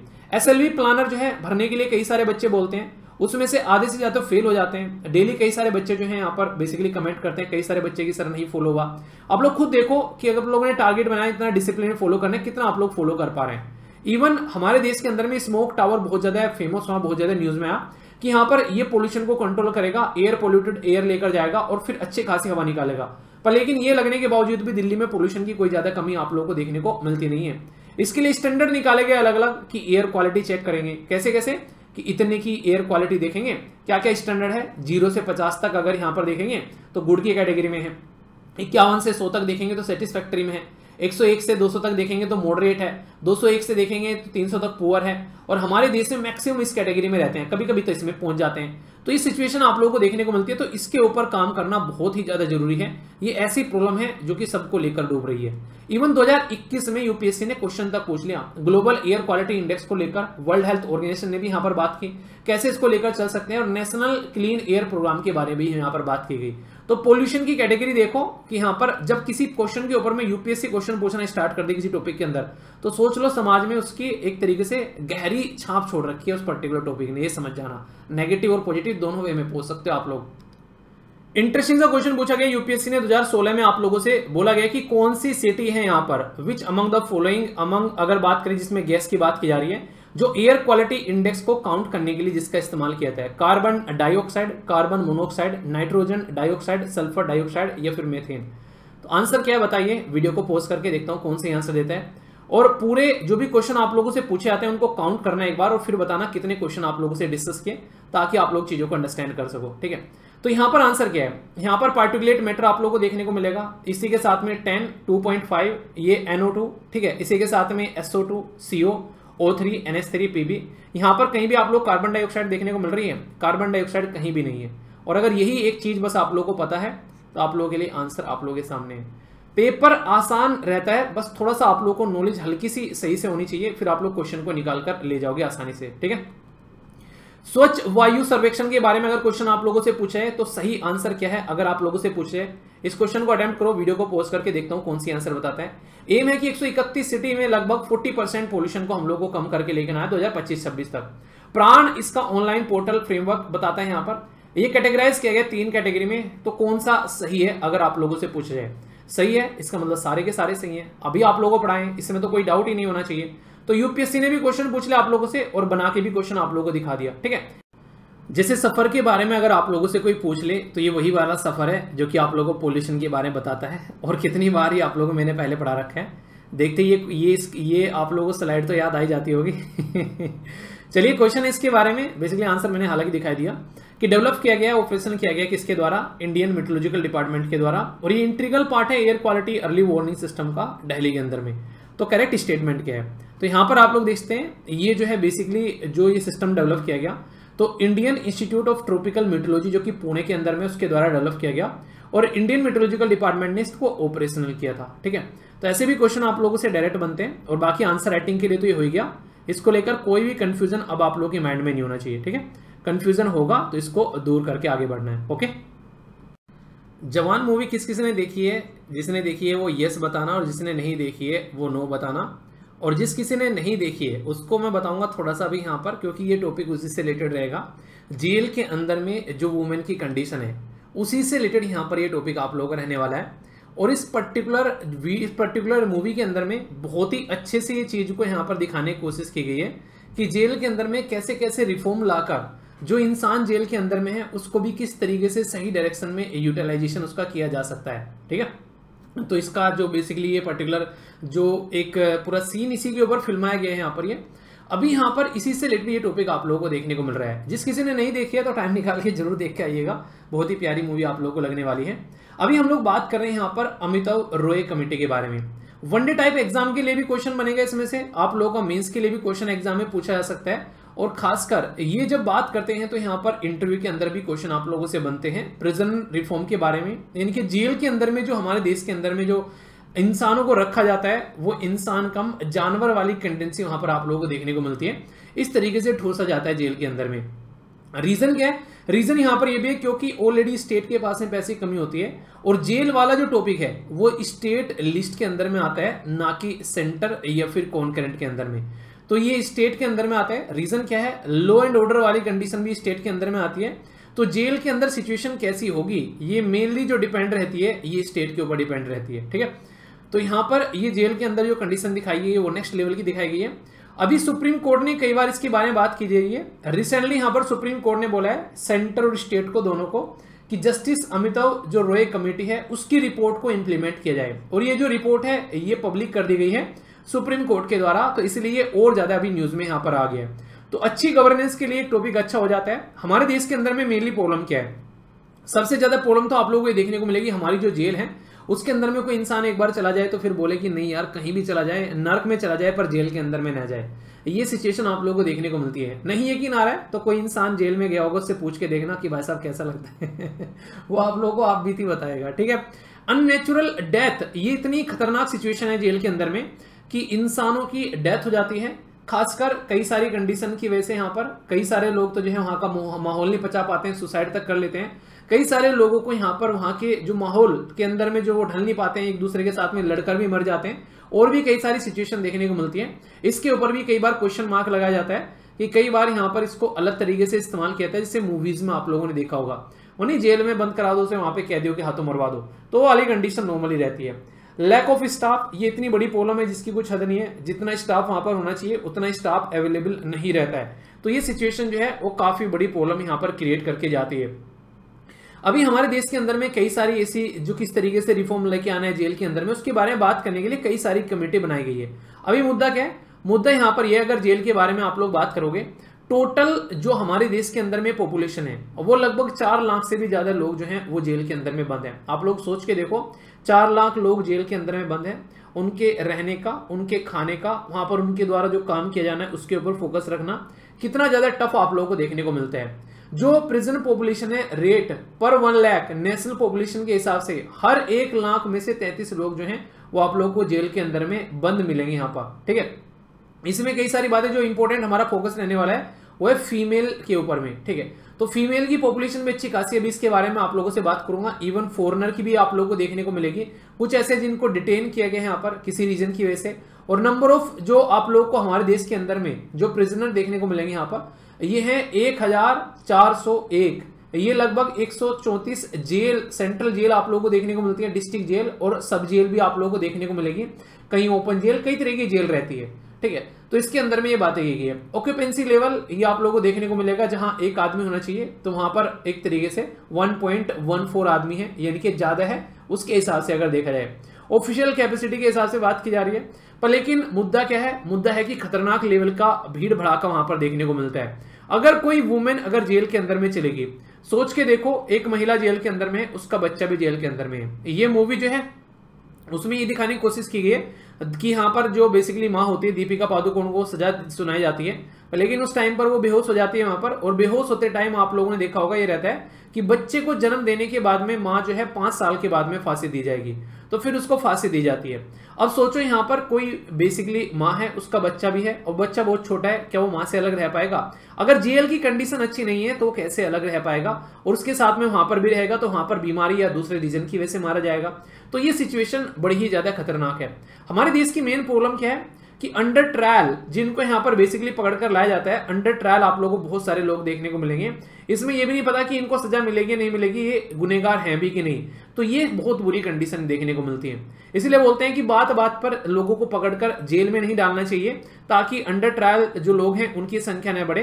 कन्विक्टेड ओनली यहाँ पर 31% आप लोगों को देखने को मिलेंगे, जिनको रियलिटी में जेल में रखना जरूरी है। ट्रांसजेंडर कम्युनिटी के बारे में बहुत बड़ी प्रॉब्लम ये निकल कर आती है कि उनको ऐसा माहौल नहीं मिल पाता है जैसा मिलना चाहिए। वहां पर उनके रहने के लिए, खाने के लिए, नहाने के लिए उनके बेसिकली अलग जगह देखने को होनी चाहिए वैसे देखा जाए, पर लेकिन ऐसा नहीं रहता है। उसी में उनको बेसिकली ढालने की कोशिश की जाती है, जिसकी वजह से प्रॉब्लम निकल कर आती है और लोग यहाँ पर सुसाइड करते हुए नजर आते हैं। तो यहाँ पर ओवर क्राउडिंग और इसी के साथ में यहाँ पर जो आप लोगों को देखने को मिलेगा, जो यहाँ पर इतना ज्यादा कंडीशन रहती है कि उसको फुल प्रूफ बनाने की कोशिश की जानी चाहिए ताकि लोग जो है वहां पर अपनी आत्महत्या न करें। ठीक है, तो इसके लिए यहाँ पर कोशिश की जाती है। सबसे बड़ी बात तो यहाँ पर आप लोगों को देखने को मिलेगी, अगर ट्रांसजेंडर कम्युनिटी के बारे में बात करें, ओनली 13 स्टेट और 2 यूनियन टेरिटरी ऐसी है जो कि यहाँ पर कंप्लेंट ऑफिसर देखने को मिलते हैं। अगर उनको साथ में कुछ गलत होता है तो कंप्लेंट करने की भी सिचुएशन आप लोग यहाँ पर नहीं समझ सकते ढंग से। ठीक है, तो काफी ज्यादा काम करने यहाँ पर जरूरी है, जिसके बारे में बार बार सजेशन दिया जाता है कि जेल के अंदर में खस्ता इतनी हालत है कि हमारे देश से अगर कोई कैदी भाग के दूसरे देश में चला जाए तो वहां की जेल उसको इसलिए अलाउ नहीं करती, वहां की अदालत इसलिए अलाउ नहीं करती है क्योंकि इंडिया में जेल की कंडीशन अच्छी नहीं है। समझ रहे हैं आप लोग, ये आरोप लगाया जाता है इंटरनेशनल लेवल पर हमारे देश की जेलों के ऊपर। तो आप लोग इससे अंदाजा लगा लीजिए कंडीशन क्या होगी। जस्टिस अमिताभ जो रॉय हैं, ये बेसिकली इनके द्वारा ये जो कमेटी है सुप्रीम कोर्ट के द्वारा यहाँ पर फॉर्म की गई थी कि कैसे हमारे देश के अंदर में रिफॉर्म लेकर आने हैं। सुप्रीम कोर्ट ने बोला सेंट्रल गवर्नमेंट के लिए कानून बनाओ या ढंग से, उन्होंने नहीं बनाया तो सुप्रीम कोर्ट ने बोला ठीक है हम कमेटी बना देते हैं, तब तक ये अपना काम देखेंगे, तब तक आप लोग कानून बनाओ। तो यहाँ पर इसका ये था कि कैसे कैसे प्रॉब्लम है, कैसे कैसे उनको इंप्लीमेंट किया जाए। तो डिसीजन जो है यहाँ पर चीफ जस्टिस ऑफ इंडिया जो आर.सी. लोहटी, तो उनके द्वारा हाईलाइट किया गया था कि क्या क्या कंडीशन है कि जेल के अंदर में भीड़ भाड़ इतने ज्यादा देखने को मिलती है जिसकी कुछ हद नहीं है। अननेचुरल डेथ हो जाती है यहाँ पर, इसी के साथ में जो प्रॉपर स्टाफ नहीं मिलता है, यहाँ पर ट्रेन स्टाफ नहीं मिलता है, बहुत सारी दिक्कतें देखने को मिलती है। तो इन्हीं सब चीजों को ध्यान में रखते हुए इनके द्वारा ये कमेटी सेटअप की गई थी। ठीक है, कि ओवर क्राउडिंग की कंडीशन को कैसे ठीक करना है, लोग अगर जेल में हैं वो अंडर ट्रायल चल रहे हैं, उनके लिए कुछ सिचुएशन होना चाहिए ताकि वहां से निकल सके, कैसे उनको ग्रांट रिमिशन, इसी के साथ में पेरोल या फिर यहाँ पर फॉलोअप होना चाहिए, उसके बारे में प्रोवाइड कराना चीजों को। रीजन क्या है, यहाँ पर वायलेंस देखने को मिलते हैं, उसके ऊपर काम करना। तो इसके चलते कोर्ट ने कमेटी से पूछा कि भाई साहब प्रॉपर डेटा प्रस्तुत करो। तो कमेटी ने फाइनल रिपोर्ट तो दिसंबर 2022 में प्रस्तुत कर दी थी, पर अब तक इसको पब्लिक नहीं किया गया था। अभी इसको पब्लिक करते हुए कोर्ट ने साफ साफ बोला है कि यहाँ पर जो कंडीशन देखने को मिलती है जेल के अंदर में, इस कंडीशन को सुधारो और ये जो कमेटी है इसकी रिपोर्ट जो है वो आप लोग इंप्लीमेंट करो। तो इसलिए बहुत ही इंपॉर्टेंट यहाँ पर इस कमेटी की रिपोर्ट को बताया जा रहा है। खुद सुप्रीम कोर्ट जो है यहाँ पर बातें बोल रहे हैं। वीडियो कॉन्फ्रेंसिंग के थ्रू यहाँ पर मीडियम का इस्तेमाल कर सकते हैं। इसी के साथ में वायलेंस अमंग द प्रिजनर उसको देखा जाए, यहाँ पर सुसाइड किस तरीके से होती है उसको रोका जाए, स्पीडी ट्रायल किया जाए, यहाँ की जो कि जेल में फालतू में बंद है उनको क्यों वहां पर रखा गया ताकि उनको वहां से जल्दी निकाला जा सके। तो इसके बारे में बात की जाती है, यानी कि कहीं ना कहीं मौका देखकर चौका मारना चाहिए, काम करना चाहिए जहां ढंग से। मॉडल प्रिजनर की बात तो कर रहे हैं कि हमारे यहाँ पर साइलेंट फीचर क्या है, पनिशमेंट जो पर्सन को दिया जाता है जेल स्टाफ के अंदर में वो प्रोहिबिट होता है एज ए मोबाइल। ठीक है, तो आप लोगों को देखना चाहिए मोबाइल पहुंच गया तो यहाँ पर उसको यूज कर रहा है, मजे कर रहा है जेल के अंदर में, तो ये गलत है।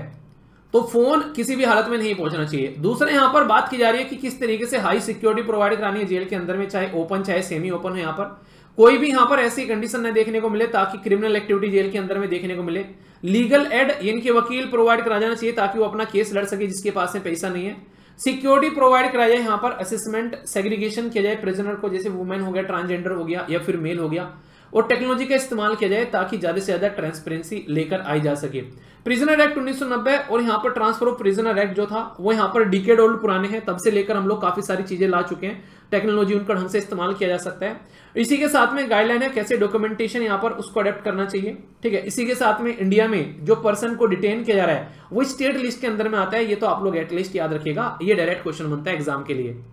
ये कुछ इंपॉर्टेंट डेटा आप लोगों को यहाँ पर देखने को मिलेगा कि किस तरीके से कहां पर सबसे ज्यादा कैदी आप लोगों को यहाँ पर देखने को मिलते हैं। तो प्रिजनर ओवर ऑक्यूपेंसी यहाँ पर, तो ये बहुत बुरी कंडीशन है, सबसे ज्यादा उत्तर प्रदेश के अंदर में, फिर उत्तराखंड के अंदर में, तो ये फिर दिल्ली के अंदर में, लद्दाख के अंदर में, त्रिपुरा और नागालैंड, ये कंडीशन आप लोग समझ सकते हैं। बिहार, मध्य प्रदेश, उत्तर प्रदेश, यहाँ पर अलग सिचुएशन आप लोग देखते हैं।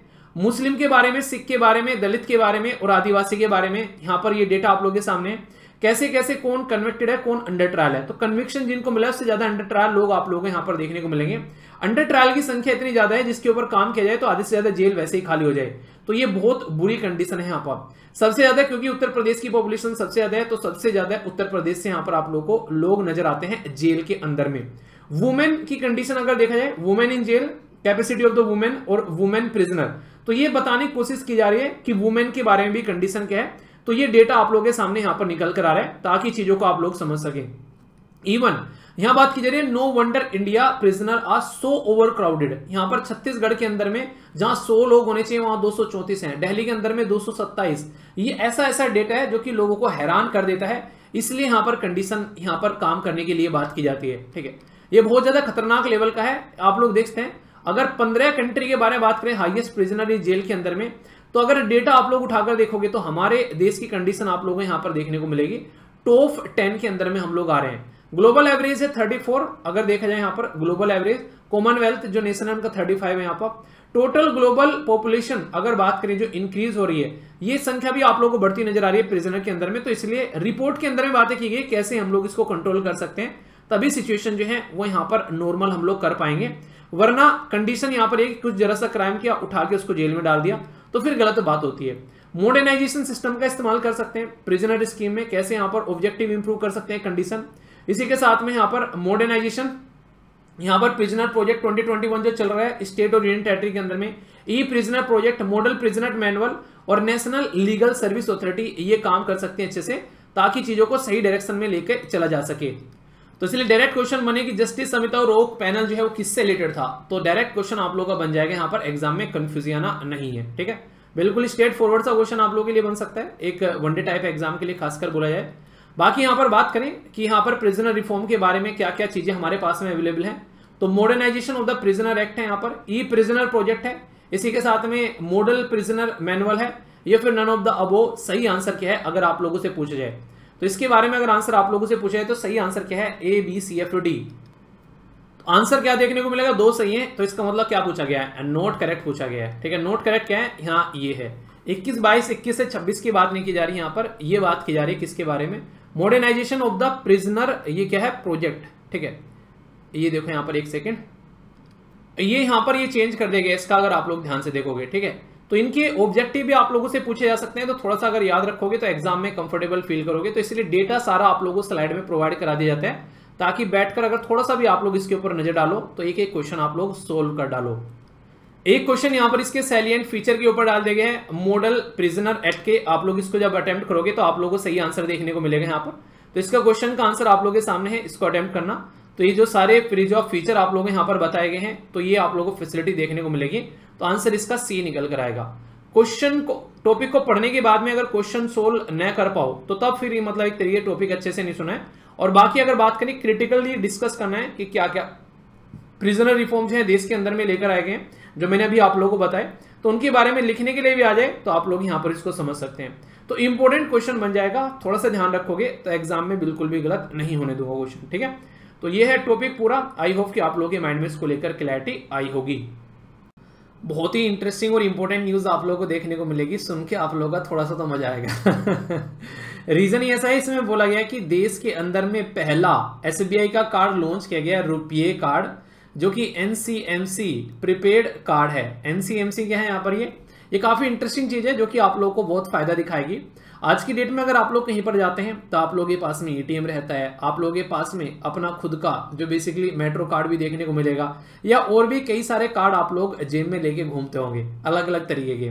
अब यहाँ पर इसको बोला गया है नेशनल कॉमन मोबिलिटी कार्ड, और इसका बेसिक पर्पज ये है कि नेशनल फास्ट ट्रांजिट कार्ड इसको बोला गया है। ये बेसिकली क्या करेगा, इसी एक कार्ड से आप लोग मेट्रो का टिकट, बस का टिकट, वाटर फेरी, कहीं अगर आप लोग जा रहे हैं नाव में बैठकर, पार्किंग, यानी कि सिंगल कार्ड से सारे काम आप लोग होते हुए नजर आएंगे।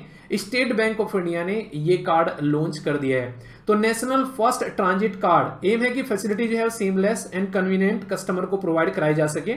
इन एडिशन ये individual can also use card for making retail और ई कॉमर्स पेमेंट, यानी कि ऑनलाइन भी आप लोग इससे चीजें खरीद सकते हैं। यानी कि आप लोगों की जो कार्ड है उसकी छुट्टी होने वाली है, ऐसा आप लोग बोल सकते हैं। जो कई सारे कार्ड आप लोग जेब में लेकर घूमते हो ना, देखो हर एक सिक्के के दो पहलू हैं।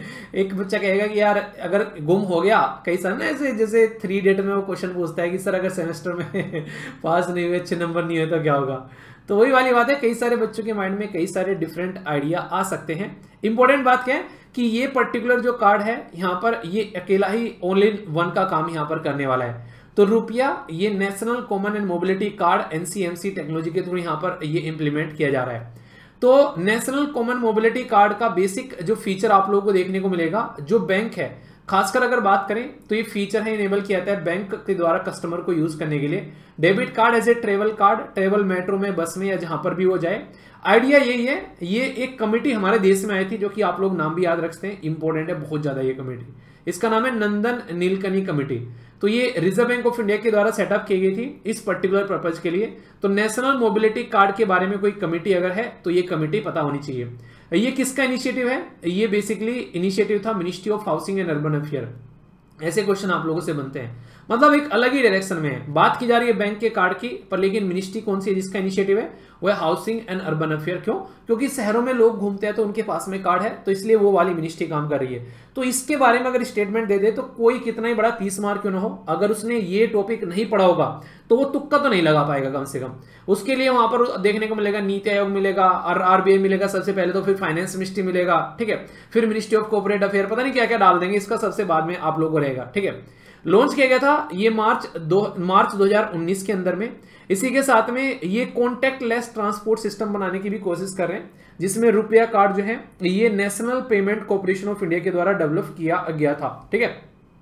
ये एक तरीके से ऑटोमेटिक फेयर कलेक्शन हो जाएगा, एक ही जगह अच्छे से एंजॉय किया जा सकता है। रुपया कार्ड जो है याद रखिएगा नेशनल पेमेंट जो कॉर्पोरेशन के द्वारा स्टार्ट किया गया, और इसी के साथ में क्रेडिट कार्ड, डेबिट कार्ड, कई तरीके के कार्ड आप लोगों को देखने को मिलते हैं। आज के डेट में रुपया का भी इस्तेमाल किया था आसानी से। इंडियन बैंक और फाइनेंस इंस्टीट्यूशन जो है वो इनेबल करते हैं इसके थ्रू इलेक्ट्रॉनिक पेमेंट। तो आने वाले टाइम में जिंदगी थोड़ी सी आसान होने वाली है, पर लेकिन इसी के साथ में समस्या भी बढ़ने वाली है। एक ही जगह पर सारी चीजें अगर मिल जाएंगी और कोई इसको किसी तरीके से अगर गलत इस्तेमाल करने पे आ गया तो एक ही जगह से सारी चीजें कनेक्ट कर लेगा। कौन इंसान कहाँ घूम रहा है, क्या कर रहा है, सारी चीजें एक ही जगह इकट्ठी हो जाएंगी। तो हर सिक्के के दो पहलू हैं, सोच समझ कर इस्तेमाल करें, पहले विश्वास करें फिर इस्तेमाल करें, ठीक है। तो ये है न्यूज, नेशनल लेवल की इंपॉर्टेंट न्यूज थी। ये जो न्यूज़ है डिफेंस से निकल कर आ रही है, और डिफेंस की जब न्यूज़ आती है तो शरीर के अंदर में थोड़ी सी एनर्जी बढ़ जाती है कि नहीं? तो यहाँ पर बात करेंगे आईटीबीपी के बारे में। आईटीबीपी क्या है, हमारे देश के अंदर में किस किस एरिया को सिक्योर करती है, और अभी रिसेंटली क्यों न्यूज़ में है, और इसका मोटो क्या है, बेसिक इन्फॉर्मेशन, कई सारी बातें आप लोगों को जानने को मिलेगी। नाम है Indo Tibetan border police force. अच्छी बात मुझे क्या लगती है, यहाँ पर तिब्बत लिखा हुआ है। रीजन क्या है? क्योंकि चाइना के साथ में नॉर्मली अगर आप लोग देखोगे अरुणाचल प्रदेश वाले रीजन में और इसमें हमारा बॉर्डर टच करता ही नहीं है। अगर ढंग से आप लोग देखोगे तिब्बत के साथ में बॉर्डर टच करता है, और वो तिब्बत जो है वो चाइना ने अपने कंट्रोल में ले लिया, वो अलग बात है यहाँ पर।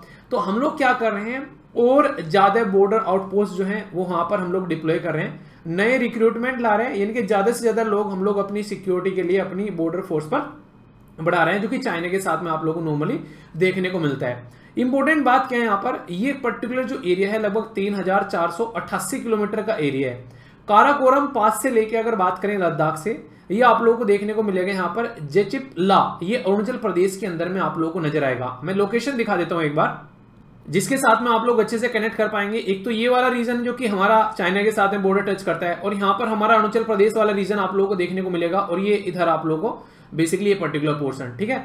तो ये इतना जो आप लोगों का पोर्शन है ये इंडो चाइना बॉर्डर कहलाता है, और सारे के सारे इंडो चाइना बॉर्डर को बेसिकली सिक्योर करने का काम करती है इंडो तिब्बतन पुलिस फोर्स, ठीक है। आप लोग बोलोगे सर आर्मी काम करती है, आर्मी तब आती है जब यहाँ पर वॉर हो जाती है। नॉर्मल तरीके से ये काम करती है, इवन देश के बाहर नहीं, ये देश के अंदर भी। लेफ्ट विंग एक्सट्रीमिज्म जो छत्तीसगढ़ के अंदर में देखने को मिलता है, नक्सल वाली प्रॉब्लम, उसके साथ में भी डील करने में हमारी ये फोर्स जो है वो काफी बड़ा रोल प्ले करती है।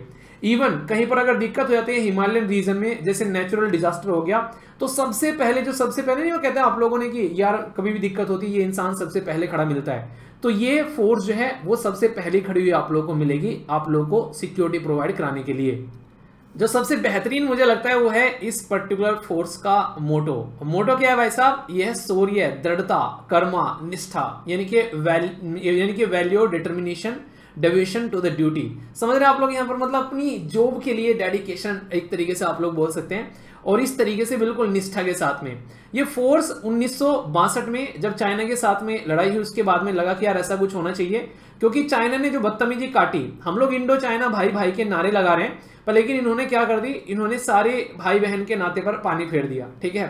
हम चाइना हमारी बहन थी, ठीक है, बहन भाई के रिश्ते को बर्बाद नहीं करते। ये बदतमीज एक ऐसा देश है जो कि गिरगिट की तरह रंग बदलने वाला है।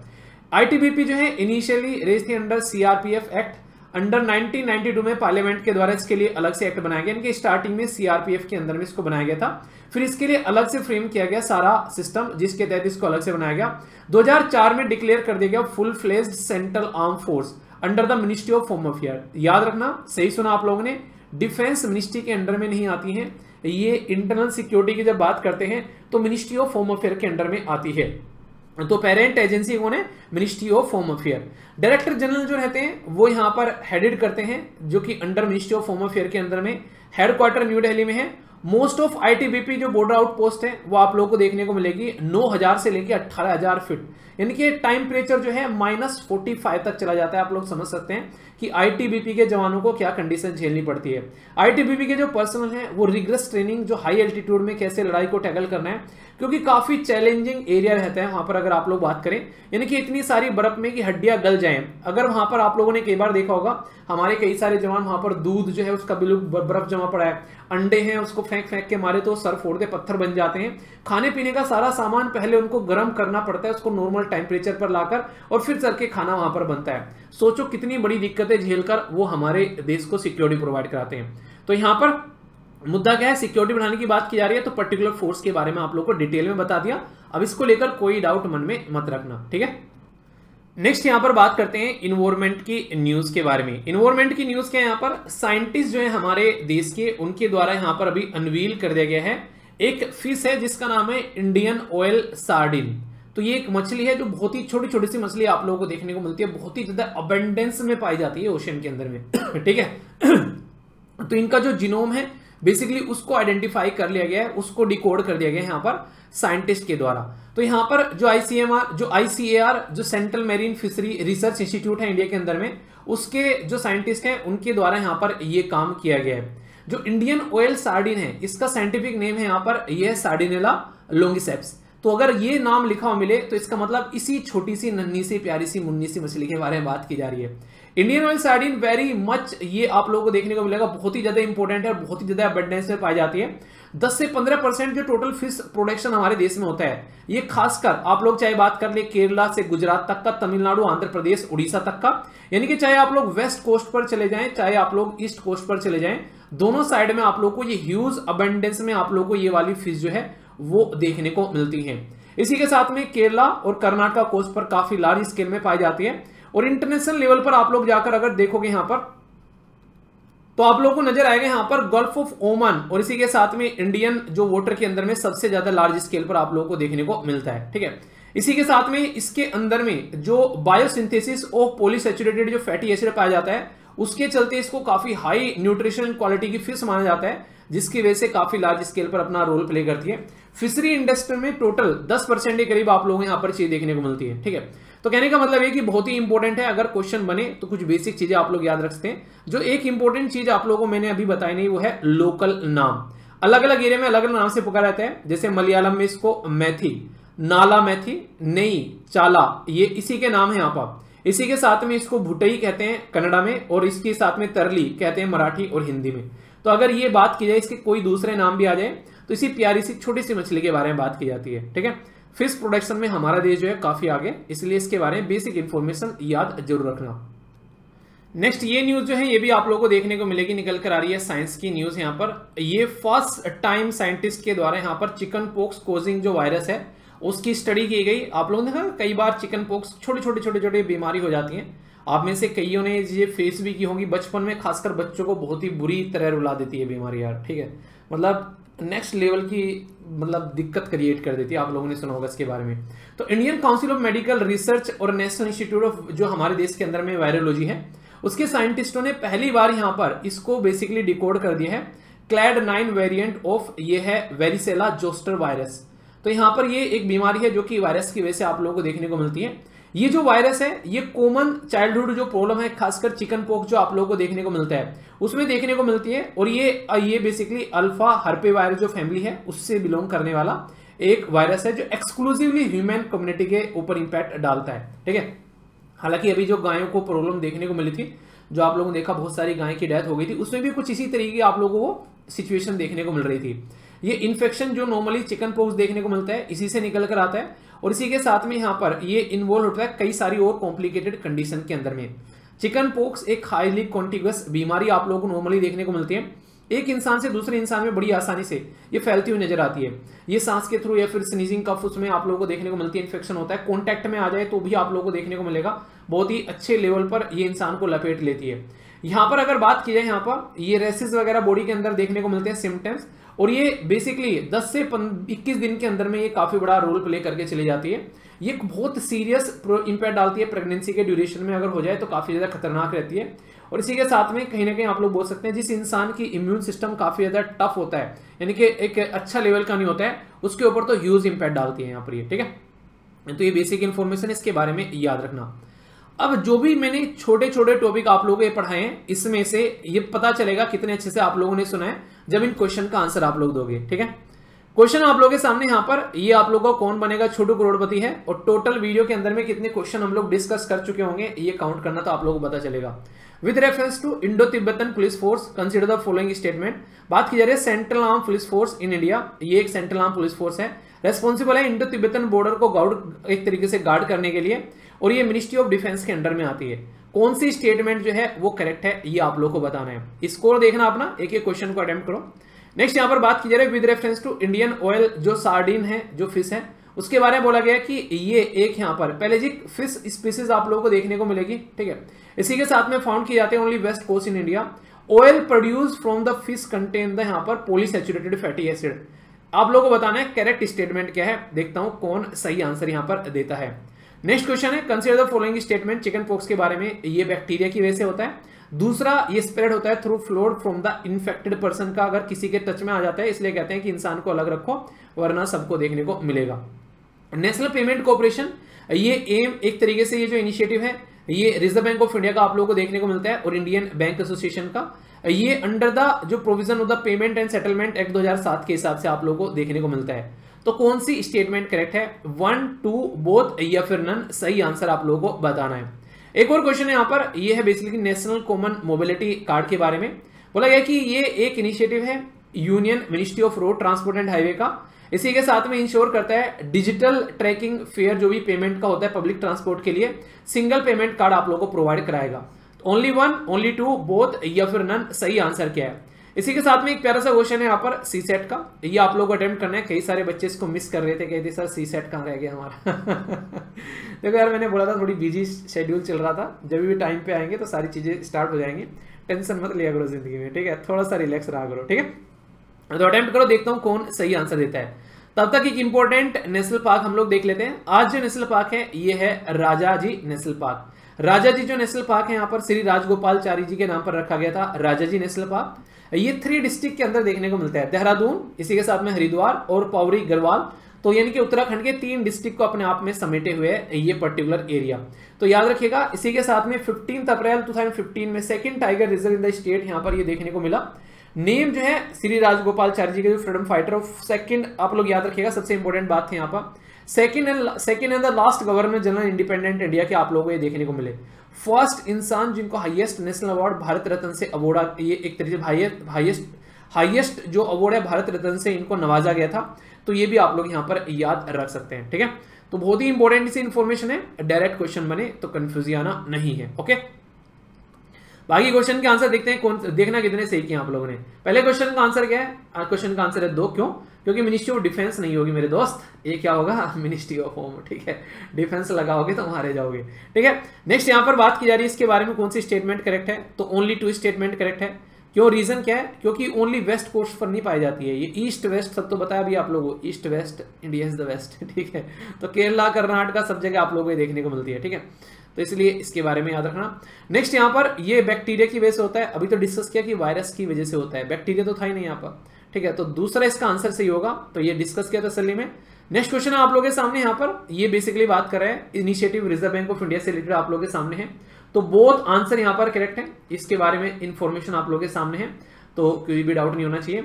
नेक्स्ट यहाँ पर नेशनल कॉमन मोबिलिटी के बारे में मैंने डिस्कस किया अभी आप लोगों से, तो सेकंड स्टेटमेंट करेक्ट है। रीजन क्या है, रोड ट्रांसपोर्ट एंड हाईवे। सोचो आप लोग यहाँ पर, आप लोगों को डायरेक्ट मिनिस्ट्री ऐसी दी जाएगी ना, आप लोग कंफ्यूज आ जाओगे यार, ठीक है। तो रोड ट्रांसपोर्ट एंड हाईवे नहीं, ministry of housing and urban affair है, इसके ऊपर स्टार लगा लेना, फिर मत बोलना कि सर ने बताया नहीं था, ठीक है। इसीलिए पहले ही बता रहा हूं, तो याद रखिएगा। सी सेट के बारे में बात करें तो क्वेश्चन बड़ा ही प्यारा सा है, अटेम्प्ट करना है इसको, तो ये आप लोग यहाँ पर इसको अच्छे से अटेम्प्ट कर सकते हैं, ठीक है। तो ये सारे के सारे जो क्वेश्चन है, इसमें कितने आप लोगों के मार्क्स आए आप लोगों को ये बताना है, देखता हूं कितने अच्छे से आप लोगों ने इसको एंजॉय किया है, ठीक है। तो बेसिक सी इंफॉर्मेशन थी, बाकी आगे चलते हैं आज का और इंपॉर्टेंट पोर्शन, जिसमें देखता हूं कितने अच्छे से आप लोग अंग्रेजी सीख पाएंगे। तो अंग्रेजी बाबू बनाता हूं आप लोगों में।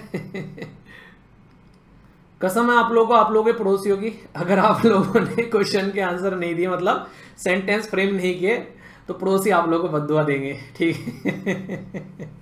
पड़ोसी बद्दुआ देंगे सिलेक्शन हो गया तो, सिलेक्शन नहीं हो तो पड़ोसी मजे लेंगे कि हाँ सही है। सबसे ज्यादा सांप पड़ोसियों के बदन पे लेटते हैं, ठीक है कि नहीं। पहला शब्द है यहाँ पर ये बात की जा रही है अनइंटेलिजिबल। तो ये क्या है? अस्पष्ट, यानी कि जिसको चीजें ज्यादा स्पष्ट न हो, ठीक है, जिसको या फिर चीजों को ज्यादा अंडरस्टैंड न किया जा सके, कुछ ऐसी चीज जो कि भ्रामक हो, ठीक है। उन्हें छलावा आप लोगों ने सब सुना होगा कि है कि नहीं, तो छलावा जो है वो उनका वहम है, तो ये आप लोगों ने नॉर्मली सुना होगा। तो ये क्या हो गया? ये अनइंटेलिजिबल हो गया, ठीक है। तो बड़ा ही प्यारा सा शब्द है यहाँ पर, इनको इस्तेमाल करोगे तो और अच्छे से आप लोग समझ पाओगे। नेक्स्ट यहाँ पर एक्सपल्सन, ये तो सीधी सीधी बात दिख रहा है कि यार बर्खास्त कर दिया, निकाल दिया, एक तरीके से एक निर्वासन कर दिया। तो ये बड़े ही प्यारे प्यारे शब्द हैं, ये रेगुलर आप लोग न्यूज़पेपर में भी देख सकते हैं, और खुद भी इन पे सेंटेंस फॉर्म करेंगे तो कॉन्फिडेंस आएगा आप लोगों को। आंसर राइटिंग करेंगे, एसे राइटिंग करेंगे, या फिर आप लोग एनडीए सीडीएस एसएससी बैंकिंग की तैयारी कर रहे हैं, डायरेक्ट क्वेश्चन बनते हैं भाई साहब। नेक्स्ट जो शब्द है यहाँ पर, ये है बेसिकली इनिक्विटस। इनिक्विटस का मतलब क्या होता है? इसका मतलब होता है अन्याय, ठीक है। मुझे अन्याय शब्द जब भी सुनने को मिलता है, पापी शब्द, तो मुझे प्ले याद आ जाता है। आई थिंक सेवंथ या फिर 8th की बात है, सेवंथ की बात है। तो वहां पर बेसिकली एक प्ले था हमारे जो स्कूल में देखने को मिला था। तो टीचर ने बेसिकली ना हमारी जो रामायण वगैरह उसके ऊपर पूरा प्ले बनाया गया था। तो उसमें एक पर्टिकुलर डायलॉग है, ओए पापी दुष्ट चांडाल, तूने मेरा क्रा क्रा तप नष्ट कर दिया, जा मैं तुझे श्राप देता हूँ। हालांकि मेरा नहीं था वो डायलॉग, तो वो मुझे याद आ जाता है कभी कभी। जो सामने वाला जो कैरेक्टर था ना, जो बोल रहा था मेरा क्लासमेट, वो इतना प्यारा लग रहा था उसको बोलता बोलता, उसके चेहरे पे हंसी आ गई, वो हंस भी दिया बीच में, जबकि ये सीरियस डायलॉग था। तो सब बैठे बैठे वहां पर हंस दिए फिर, ठीक है। और जबकि हंसाने वाला भी हम में से ही एक था, हरामी आदमी। तो इनिक्विटिस का मतलब होता है अन्याय, पापी, दुष्ट, ठीक है। तो ओए पापी दुष्ट चांडाल, ठीक है। तो ये शब्द काफी इंटरेस्टिंग है, इसको आप लोग याद रख सकते हैं। विरिलिटी मतलब क्या होता है? एक तरीके से VIR, वीर, तो इससे याद रखना, इसका मतलब हिम्मत, ठीक है। तो VER जैसे VIR, तो उससे कनेक्ट कर लेना आप लोग यहाँ पर। बेसिकली शब्द याद आना चाहिए एग्जाम के अंदर में। तो बोला भी गया है एक तरीके से वीरता, ठीक है। तो पुरस्तव, तो यहाँ पर ये एक काफी अच्छा शब्द है, विरिलिटी, ठीक है। हैंकरिंग का मतलब क्या होता है? लालसा, किसी चीज की इच्छा रखना, किसी चीज की डिजायर रखना। हर एक विद्यार्थी की डिजायर है कि यार लाइफ में एक अच्छे एग्जाम क्लियर हो जाए और फिर जिंदगी के मजे करें, सारे फेस्टिवल सेलिब्रेट करें, मस्त लाइफ को एंजॉय करें, है कि नहीं। पर लेकिन ये आप लोगों को तभी मिल पाएगा जब आप लोग मेहनत कर एक बार डेडिकेटेड डिसिप्लिन के साथ में अपने काम को करोगे। तो लालसा, अभिलाषा, इच्छा, ये सारी चीज तभी पूरी होंगी जब आप लोग सही तरीके से अपने टाइम को यूटिलाइज करोगे। तो पांचों के पांचों शब्द डेली अगर 5 शब्द सीखोगे ना, तो महीने में 150 शब्द हो जाएंगे। और 150 तो मैंने वैसे बोल दिए, देख के गिन के देखो आप लोग यहाँ पर, 1 2 3 4 5 6 7 8 9 10 11 12 13 14 15 16 17 18 19 20 21 22 23 24 25 26 27 28 और 29 30 31 32 33। डेली आप लोगों के 30 से लेके 35 शब्द आप लोगों को देखने को मिलते हैं। सोचो, इनमें से मैं बोलता हूं एटलीस्ट 5 के ऊपर बस सेंटेंस फॉर्म कर दो, ठीक है। इतना तो रहम कर लिया करो मेरे मालिक। है कि नहीं? आप लोग खुद सोचो, कई सारे बच्चे ऐसे हैं जो मतलब कई सारे का बहुत ही वो है यूनिक टाइप के बच्चे हैं जो देखने को मिलता है, इक्का दुक्का ही है, जो सारे के सारे शब्द पर सेंटेंस फॉर्म कर दें। सोचो जो इंसान रेगुलर ये कर रहा है उसके अंदर कैसा डिसिप्लिन होगा। ये चीजें यार हवाबाजी की नहीं होती हैं, ठीक है। बोलने में अच्छी लगती हैं, हाँ कर देंगे, पर लेकिन जो करने बैठता है ना उसको समझ में आता है, क्योंकि टाइम देना पड़ेगा, सोचना पड़ेगा। और जब आप लोग ये चीजें घर पर ही बैठकर कर लोगे, एग्जामिनेशन हॉल में बैठोगे ना जब जाकर, तो आप लोगों को उसका फायदा देखने को मिलेगा। आपकी जो दिमाग है वो आप लोग का कितनी स्पीड से चलता हुआ नजर आएगा एग्जाम में, तब आप लोगों को समझ में आएगा। तो ये बात ध्यान रखना, इस चीज को आप लोग कभी भी एक तरीके से हल्के में मत लेना, क्योंकि जितना अच्छे से चीजों को लेकर चलोगे उतना ही ज्यादा एग्जामिनेशन में फायदा देखने को मिलेगा। ओके, कोई दिक्कत, कोई समस्या, कोई परेशानी हो तो बताना, पर सेंटेंस फॉर्म जरूर करने हैं।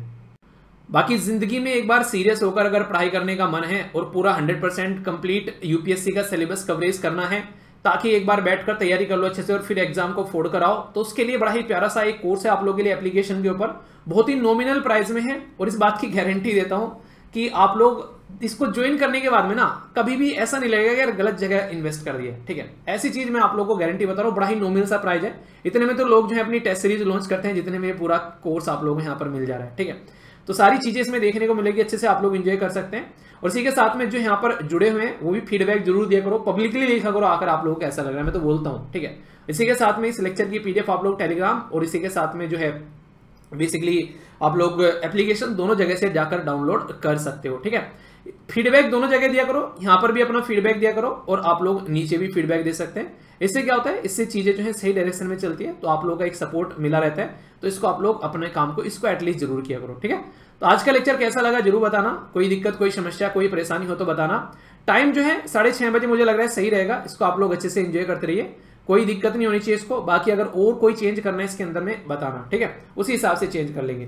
तो नेक्स्ट लेक्चर मिलता हूं, तब तक अपना ध्यान रखिए। बड़ों को नमस्ते, छोटों को प्यार, छोटी सी लाइफ एंजॉय करार। मिलता हूं नेक्स्ट वीडियो में, तब तक के लिए जय हिंद।